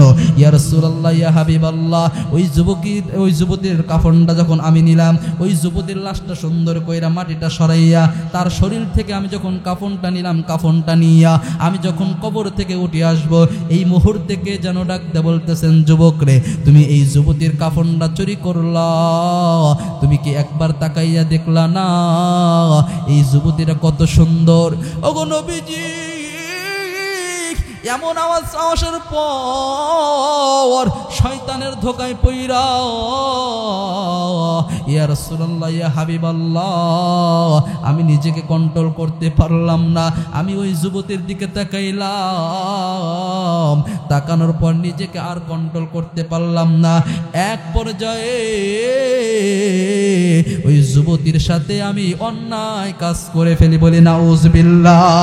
এর শেরপুর জেলার বাবাজি, কি ওয়াজ আপনাদের সামনে করব, কষ্টের হৃদয় ফেটে যায়। যেখানে জাহিলিয়াতের যুগে মৃত নারীদের সাথে জেনা করা হতো। ও মুসলমান, আজকে বাংলাদেশের মধ্যে 95% মুসলমানদের দেশে ঢাকা মেডিকেল কলেজে মর্গের মধ্যে জেনা হয়। কথা বলেন ঠিক কিনা? এর যুবক কি ওয়াজ করব রে, আপনাদের সামনে কি বলবো? এই মুসলমানদের দেশে চট্টগ্রাম মেডিকেল কলেজের মধ্যে মর্গের মধ্যে মৃত নারীদের সাথে জেনা করা হয়। কথা বলেন ঠিক কিনা? আরে জাহিলিয়াতের যুগকেও জানো হার মানিয়েছে। কথা বলেন ঠিক কিনা? এইবার যুবক নবীজির কাছে ঢুকরে ঢুকরে কান্দে, ইয়া রাসূলুল্লাহ, ইয়া হাবিবাল্লাহ, এইবার আমি যখন যুবতীর সাথে আমি অন্যায় কাজ করলাম, তার সাথে আমার শাহওয়াত পূরণ করলাম, আমি তার সাথে অন্যায় কাজ করার পর আমি যখন কবরের দুই সাইডে হাতটা দিয়া এইবার আমি যখন কবর থেকে বের হব, ঠিক এই মুহূর্তে নবী গো আমার মনে হয় কে যেন একটা আওয়াজ দিচ্ছে। ইয়া রাসূলুল্লাহ, ইয়া হাবিবাল্লাহ, আমার মনে হয় এই আওয়াজটা যেন ওই যুবতীর থেকে আসতেছে। ডাক দিয়ে বলতেছেন, এ যুবক, এ যুবক, এ কি কাজ করলি রে যুবক? এ যুবক, আমার মা বাবা আমারে কত সুন্দর কইরা গোসল কইরা পাক পবিত্র কইরা সুন্দর কইরা কাফন দাফন পয়রা আমাকে সুন্দর কইরা রেখে গেল। এ যুবক, তুই কেন এত বড় অন্যায় অপরাধ করলি রে যুবক? তুই কেন এতগুলো মানুষের সামনে আমারে তুই উলঙ্গ করলি রে যুবক? এ যুবক, আমার মা বাবা তো আমারে পবিত্র কইরা রেখে গিয়েছিল, তুই কেন আমারে নাপাক বাইনা দিলে? এই কথা শোনার পর যুবক এবার ঢুকরে ঢুকরে কান্দে, আর নবীদের দরবারে ঢুকরে ঢুকরে কান্দে। ইয়া রাসূলুল্লাহ, এইবার বলেন আমার আল্লাহ, এই গুনাহ কি আল্লাহ রাব্বুল আলামিন মাফ করবেন? নবী আমার ডাক দিয়ে বলতেছেন, দূর হও, দূর হও, আমার মজলিস থেকে দূর হও, এই গুনাহ আমার আল্লাহ তাআলা মাফ করবে না। এর যুবক, ও যুবক, কে যেন বিভিন্ন চাষ্টলের মধ্যে বসে আছো, এখনো পর্যন্ত তোমার কর্ণকহরে আজকের আলোচনা তোমার কানে যায় না। তোমার অন্তরের মধ্যে মনে হয় আল্লাহ রাব্বুল আলামিন মোহর মেরে দিয়েছেন, তোমার অন্তরটা কি নরম হয় না? দেখো তো তুমি গুনাহ থেকে আস্তে তওবা করতে পারো কিনা, দেখো তো তোমার গুনার কথা স্মরণ হয় কিনা। এ যুবক, আমার আল্লাহ তাআলা বান্দাদেরকে ক্ষমা করার জন্য সব সময় ডাকে। কথা বলেন ঠিক কিনা? নবী আমার মজলিস থেকে দূর করে দেওয়ার পর যুবক এইবার পাহাড়ের দিকে রওনা হয়ে গেল। খানা নাই, দানা নাই, একদিন নয়, 2 দিন নয়, যুবক এইবার কান্নাকাটি শুরু করতেছে, আল্লাহকে ডাকতে বলে, আল্লাহ, তোমার হাবিবের দরবার থেকে ফিরে আসছে, আল্লাহ আমাকে ক্ষমা করে নাই। ওগো আল্লাহ, তুমি যদি মাফ না করো আমি কার কাছে যাব, কার কাছে ক্ষমা চাইব গো আল্লাহ? আল্লাহ, তুমি যদি ক্ষমা না করো আমি কার কাছে যাব? আমার ভাইরা, আমার বন্ধুগণ, এইভাবে যুবক 1 দিন 2 দিন নয়, 40 দিন কোনো ধরনের খানা দিনা তার পেটের মধ্যে যায় না, সারাক্ষণ শুধু আল্লাহর কাছে কাঁদতে থাকে। এক পর্যায়ে 40 দিন পরে আমার আল্লাহ জিব্রাইল আমিনকে ডাকতে বলতেছেন, ইয়া জিব্রাইল, মুহূর্তের মধ্যে জলদি জলদি আমার পয়গম্বরের কাছে যাও, গিয়ে ডাকতে বলতো, আমার পয়গম্বরের কাছে গিয়ে বলো, আমার পয়গম্বরের কাছে গিয়ে কয়েকটা কথা বলো। 1 নাম্বার বলো তামাম পৃথিবীর মাখলুকাতের রিজিক দাতাকে। জিব্রাইল আমিন নবীজির কাছে এসে বললেন, ইয়া রাসূলুল্লাহ, আমার আল্লাহ জানতে চাইছেন সমস্ত মাখলুকাতদেরকে রিজিক দেয় কে? নবী আমার ডাকতে বলতেছেন, জিব্রাইল, সমস্ত মাখলুকাত আমি নবীজি সহ সমস্ত মাখলুকাতের রিজিক দাতা হলেন আল্লাহ। এইবার জিব্রাইল ডাকতে বলতেছেন, ইয়া রাসূলুল্লাহ, আমার আল্লাহ জানতে চাইছেন, আমার আল্লাহ জানতে চাইছেন তামাম পৃথিবীর মানব জাতিকে মাফ করেন কে? নবী আমার ডাকতে বলতেছেন, জিব্রাইল, সমস্ত মাখলুকাতকে মাফ করেন আমার আল্লাহ। এইবার জিব্রাইল আমিন ডাকতে বলতেছেন, ইয়া রাসূলুল্লাহ, ইয়া হাবিবাল্লাহ, আমার আল্লাহ জানাইয়া দিছেন, যেই যুবকটাকে আপনি আপনার মজলিস থেকে তাড়িয়ে দিছেন, আমার আল্লাহ সেই যুবকটারে আমার আল্লাহ মাফ কইরা দিছেন। আরো জোরে জোরে বলেন সুবহানাল্লাহ। এর শেরপুরে যুবক ভাই পায়ে হাত দেয়া বলির যুবক, কে যেন বিভিন্ন অন্যায়ের সাথে জড়িয়ে আছো, কে যেন গুনাহ করো, কে যেন গুনাহ করতে করতে এখন কোরআন হাদিস ভালো লাগে না, নামাজ ভালো লাগে না, কে যেন মদ খাও, নেশা করো। এ যুবক, কে যেন মা বাবারে গুনাহ করো, মা বাবার সাথে অন্যায় করো, অপরাধ করো, মা বাবারে ভাত দাও না। যুবক, তোমাদেরকে সর্বশেষ ছোট্ট একটা মেসেজ দিয়ে যায়, তোমাদের পায়ে হাত দিয়ে বলে যাই রে যুবক, যাদের মা বাবা দুনিয়ায় বেঁচে আছে, ওই মা বাবারে কাউরে কোনোদিন কষ্ট দিও না, কারণ আমার পয়গম্বর বলেছেন, হুমা জান্নাতুকা ওয়া নারুকা, এই মা বাবা তোমার জান্নাত, আর এই মা বাবা হয়তো তোমার জাহান্নাম। এর যুবক, তুমি রাষ্ট্রের খবর নেবে বলে দেই না, একবার তুমি মায়ের চেহারার দিকে নেক নজরে তাকাও। আমার পয়গম্বর বলেন, কোন যুবক যদি তার মায়ের চেহারার দিকে নেক নজরে রহমতের দৃষ্টিতে তাকায়, আমার আল্লাহ তার আমল নামায় প্রত্যেকটা তাকানোর বদৌলতে কবুল হজের সওয়াব লিখে দেন। সাহাবায়ে কেরাম প্রশ্ন করলেন, ইয়া রাসূলুল্লাহ, ইয়া হাবিবাল্লাহ, নবী গো বলেন তো দেখি, কোন যুবক যদি, কোন মানুষ যদি মা বাবার চেহারার দিকে দৈনন্দিন 100 বার তাকায়, তাহলেও কি তার আমল নামায় সওয়াব দেওয়া হবে? নবী আমার ডাকতে বলতেছেন, সাহাবীরা, কোন ব্যক্তি যদি দৈনন্দিন 100 বার মা বাবার চেহারার দিকে তাকায়, আমার আল্লাহ তার আমল নামায় প্রত্যেকটা তাকানোর বদৌলতে 100 বার কবুল হজের সওয়াব লিখে দিবে। এর যুবক, পায়ে হাত দেয়া বলির যুবক, মা বড় নিয়ামত, মা বড় দামি সম্পদ, মা যেদিন হারাইবি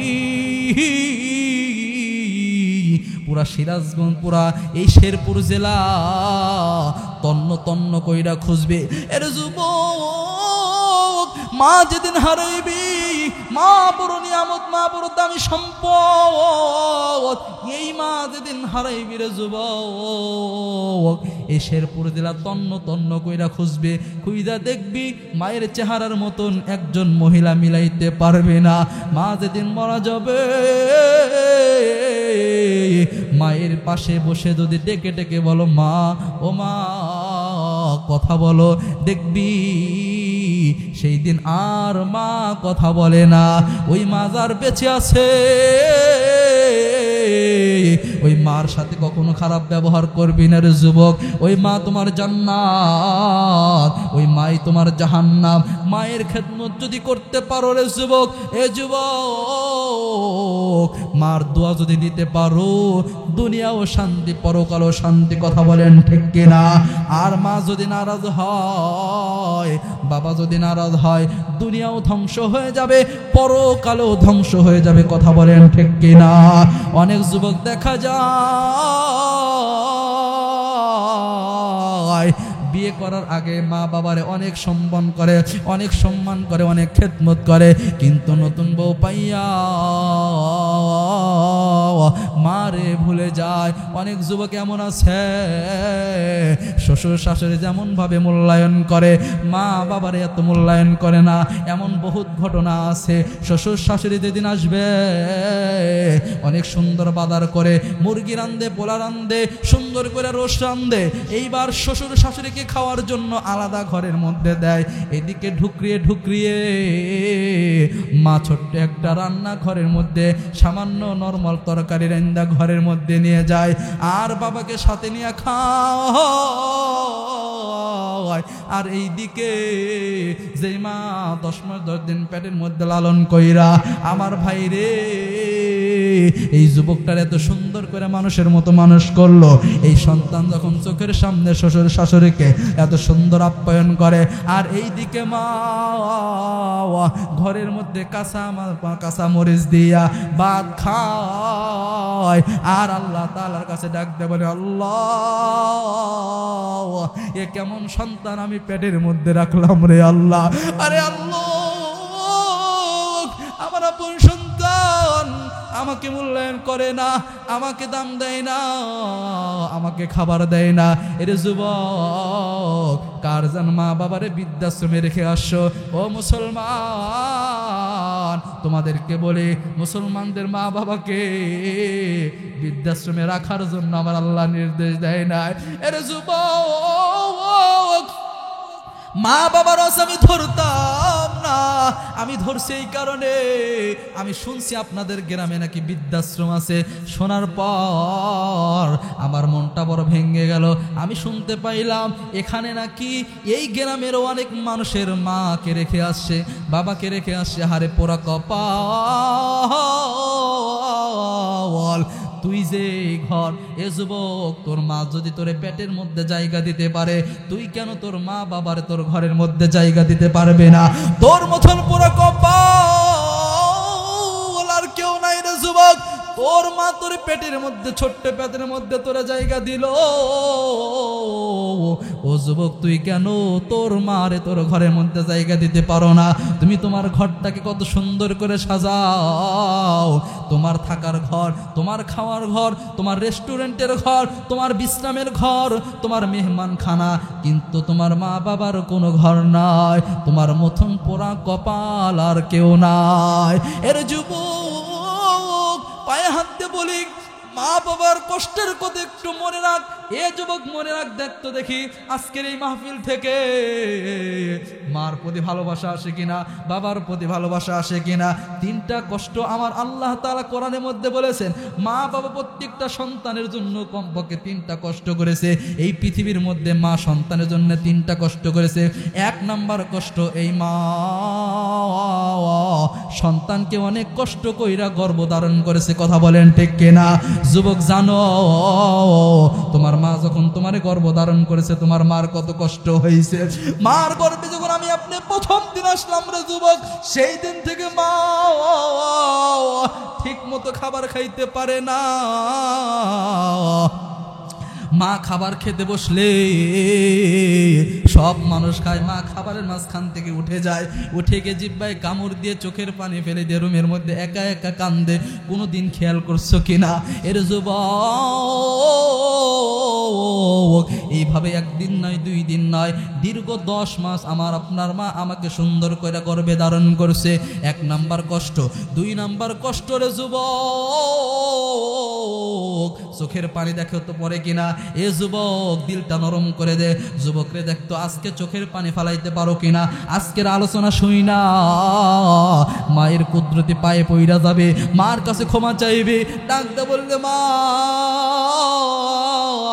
যদি একবার মারে ডাক দিতে পারো, আল্লাহর কসম কইরা বলি রে যুবক, তুমি 12 বছর 13 বছর কথা বলো না,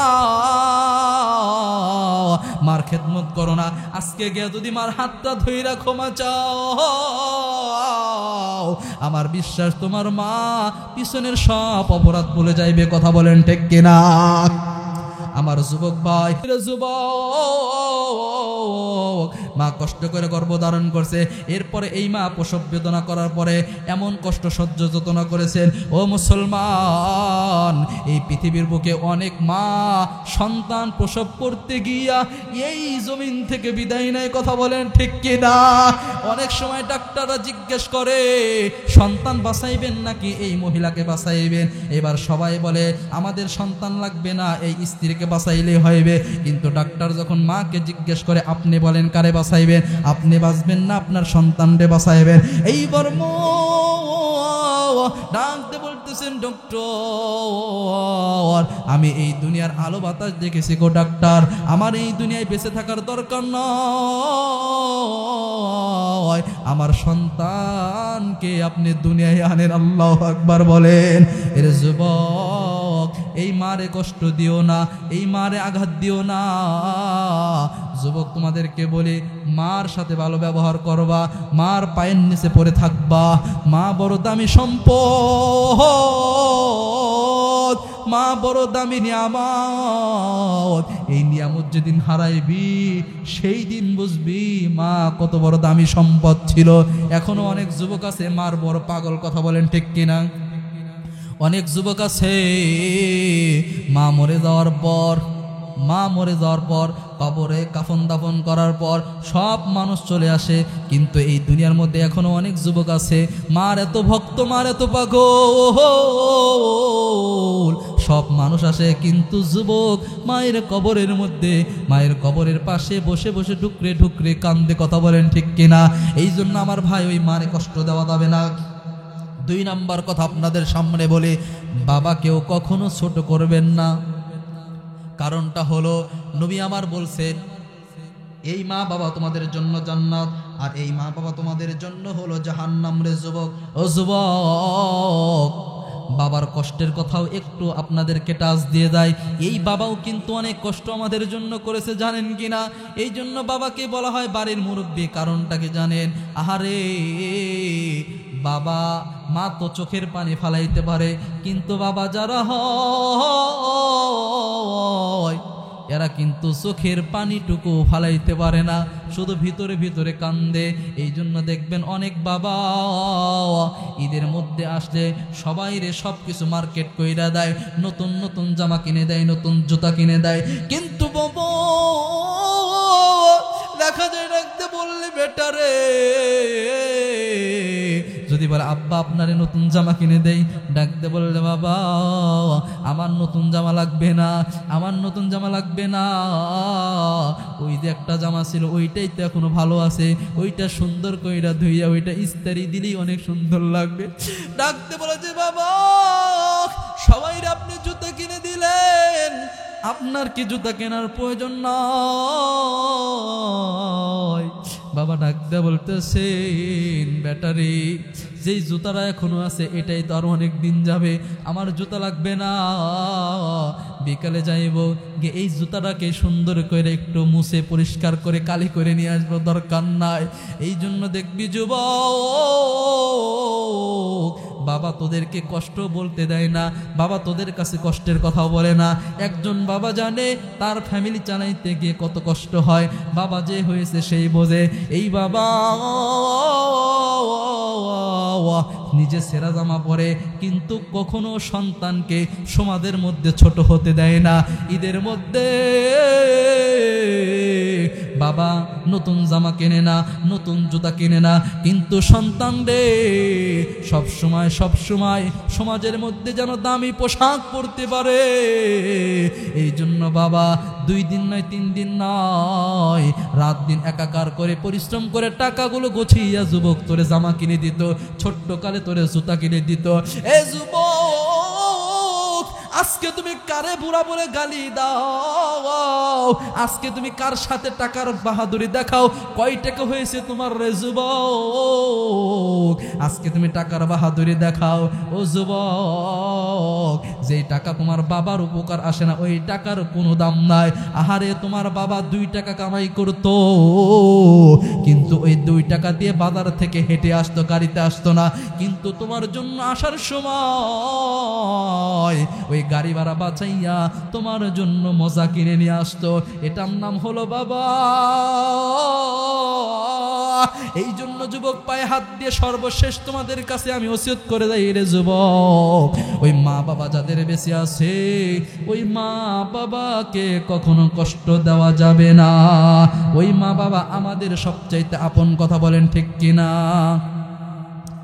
আপনের চেয়ে আপন আমার এই না দুনিয়া, সে যে আমার দরদিনী মা, সে যে আমার দরদিনী মা। 10 মাস 10 দিন গর্ভে রেখে কষ্ট দিলাম কত,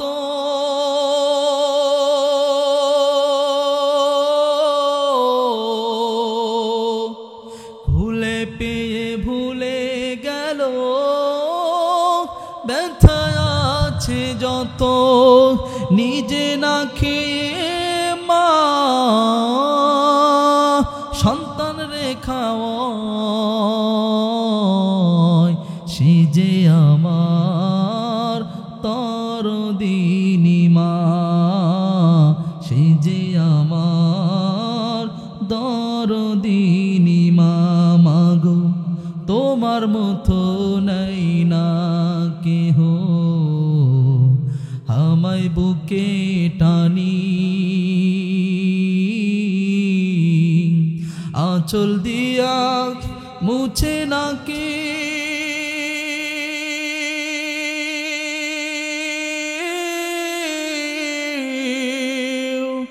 আঁচল দিয়া মুছে না কেউ আমার চোখের পানি। হাইরে মা জাননী আমার, হাইরে মা জাননী, কোনা জানাই চইলা গেলা আমায় নীলাহানা,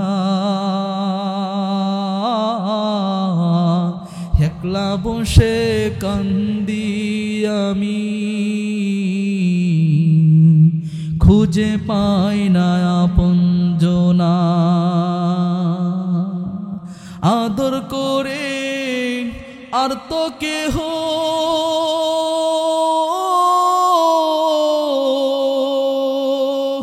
আঁচল দিয়া আর তো কেহ মোছে না চোখের পানি। হাইরে মা জাননী। আলহামদুলিল্লাহি রাব্বিল আলামিন।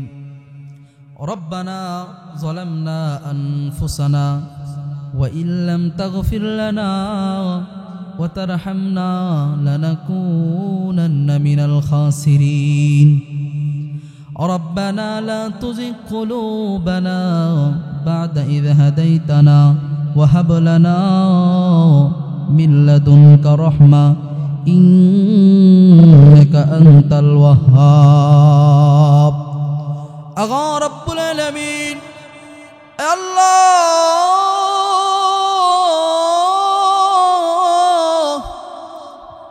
রাত্র অনেক হয়ে গেছে গো আল্লাহ, এই কনকনে শীতের মধ্যে তাকাইয়া দেখো রে আল্লাহ, তোমার কিছু পাগল পারা গুনাহগার বান্দা এই কনকনে শীতের মধ্যে দেখো কেমনে হাউমাউ করে কান্দে রে আল্লাহ। আল্লাহ জানি না কি উদ্দেশ্যে তারা এখানে এসে এতক্ষণ পর্যন্ত বসে থাকলো গো আল্লাহ। একটাই চাওয়া, একটাই পাওয়া, আল্লাহ আজকে গভীর রাত্রে গুনাহগার আমি বান্দা হইয়া তোমার অগণিত মানুষদেরকে লইয়া আল্লাহ তোমার শাহী দরবারে দুইখানা হাত বাড়িয়ে দিলাম গো আল্লাহ।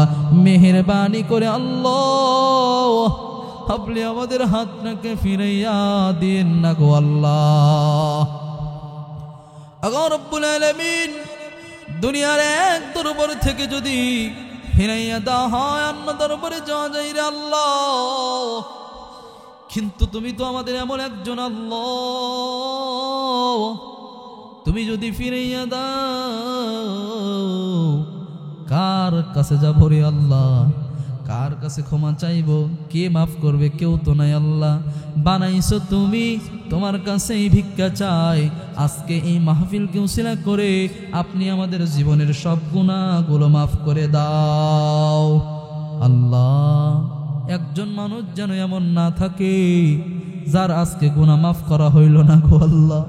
সবার গুনাহগুলো মাফ করে দাও, সবার গুনাহগুলো মাফ করে দাও গো আল্লাহ।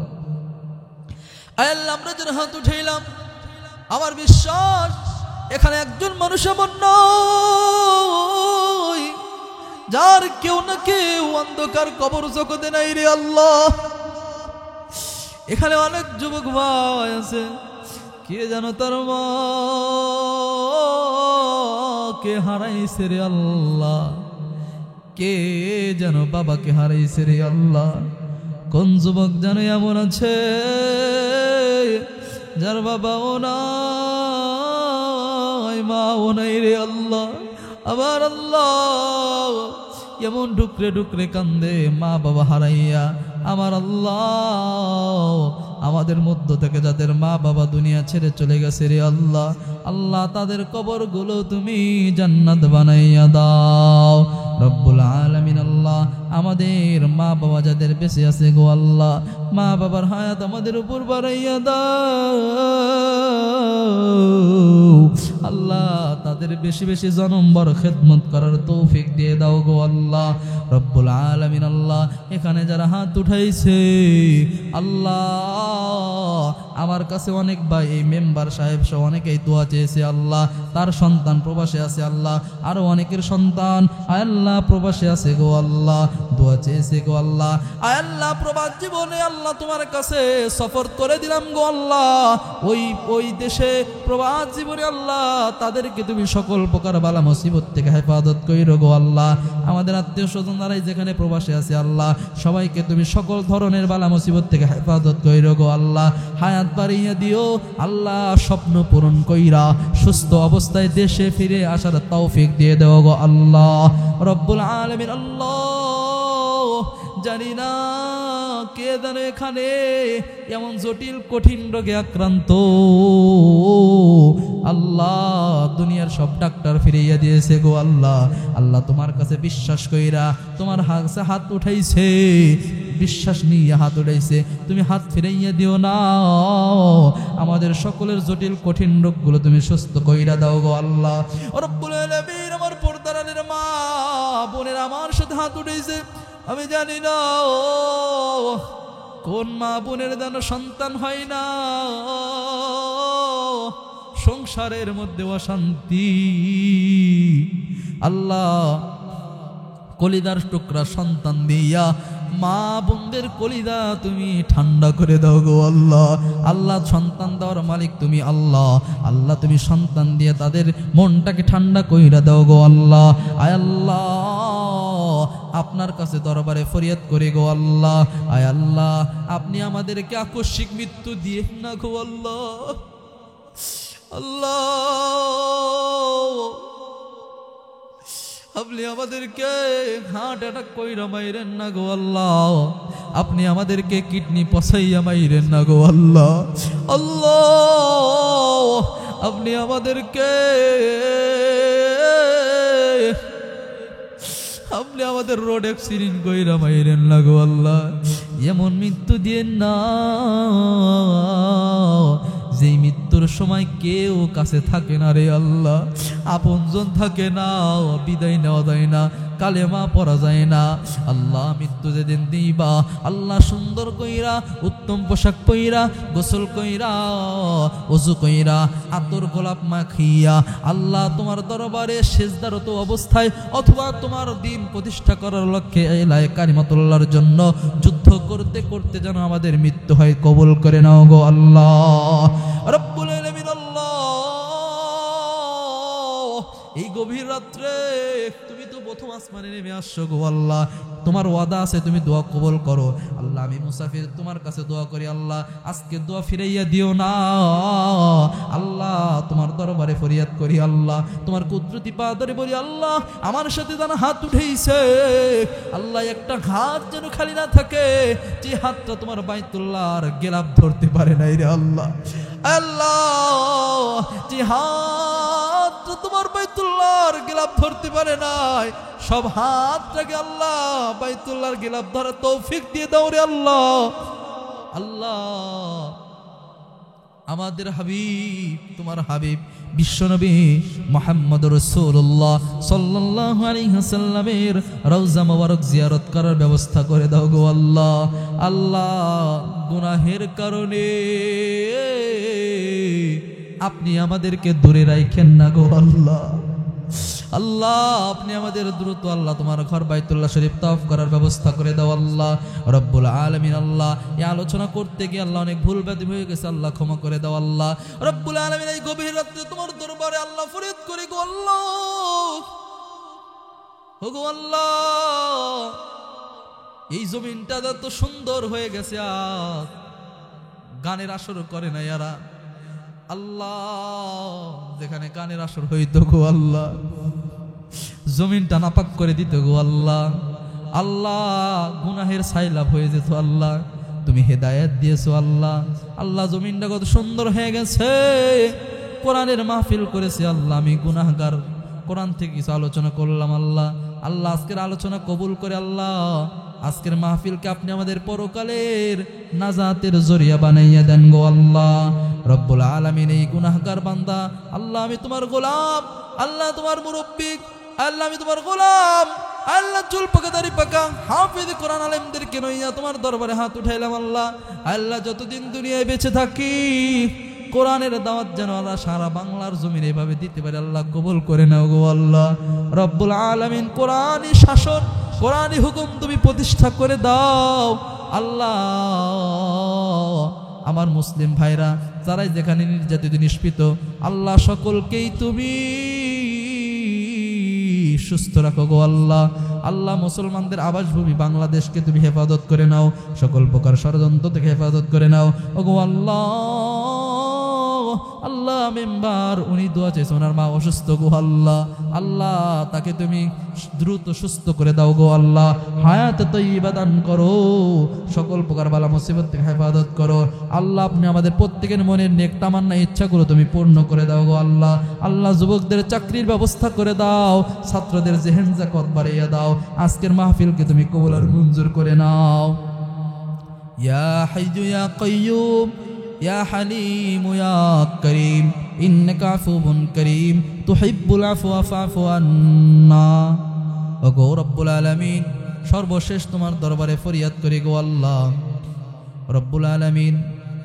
এই পৃথিবীর বুকে কেউ আমরা থাকতে পারবো না আল্লাহ, একদিন না একদিন সবাই মৃত্যুবরণ করবো রে আল্লাহ রব্বুল আলামিন। ওই মৃত্যুর হাত থেকে কেউ বাঁচতে পারবো না গো আল্লাহ, যেদিন মালাকুল মাউত পাঠাইয়া দিবা গো আল্লাহ। আল্লাহ ওই দিন আমাদের সকলের জবানে জারি করে দিও মধুর কালিমায়ে তাইয়্যিবা লা ইলাহা ইল্লাল্লাহু মুহাম্মাদুর রাসূলুল্লাহ। আসসালামু আলাইকুম ওয়া রাহমাতুল্লাহি ওয়া বারাকাতুহু।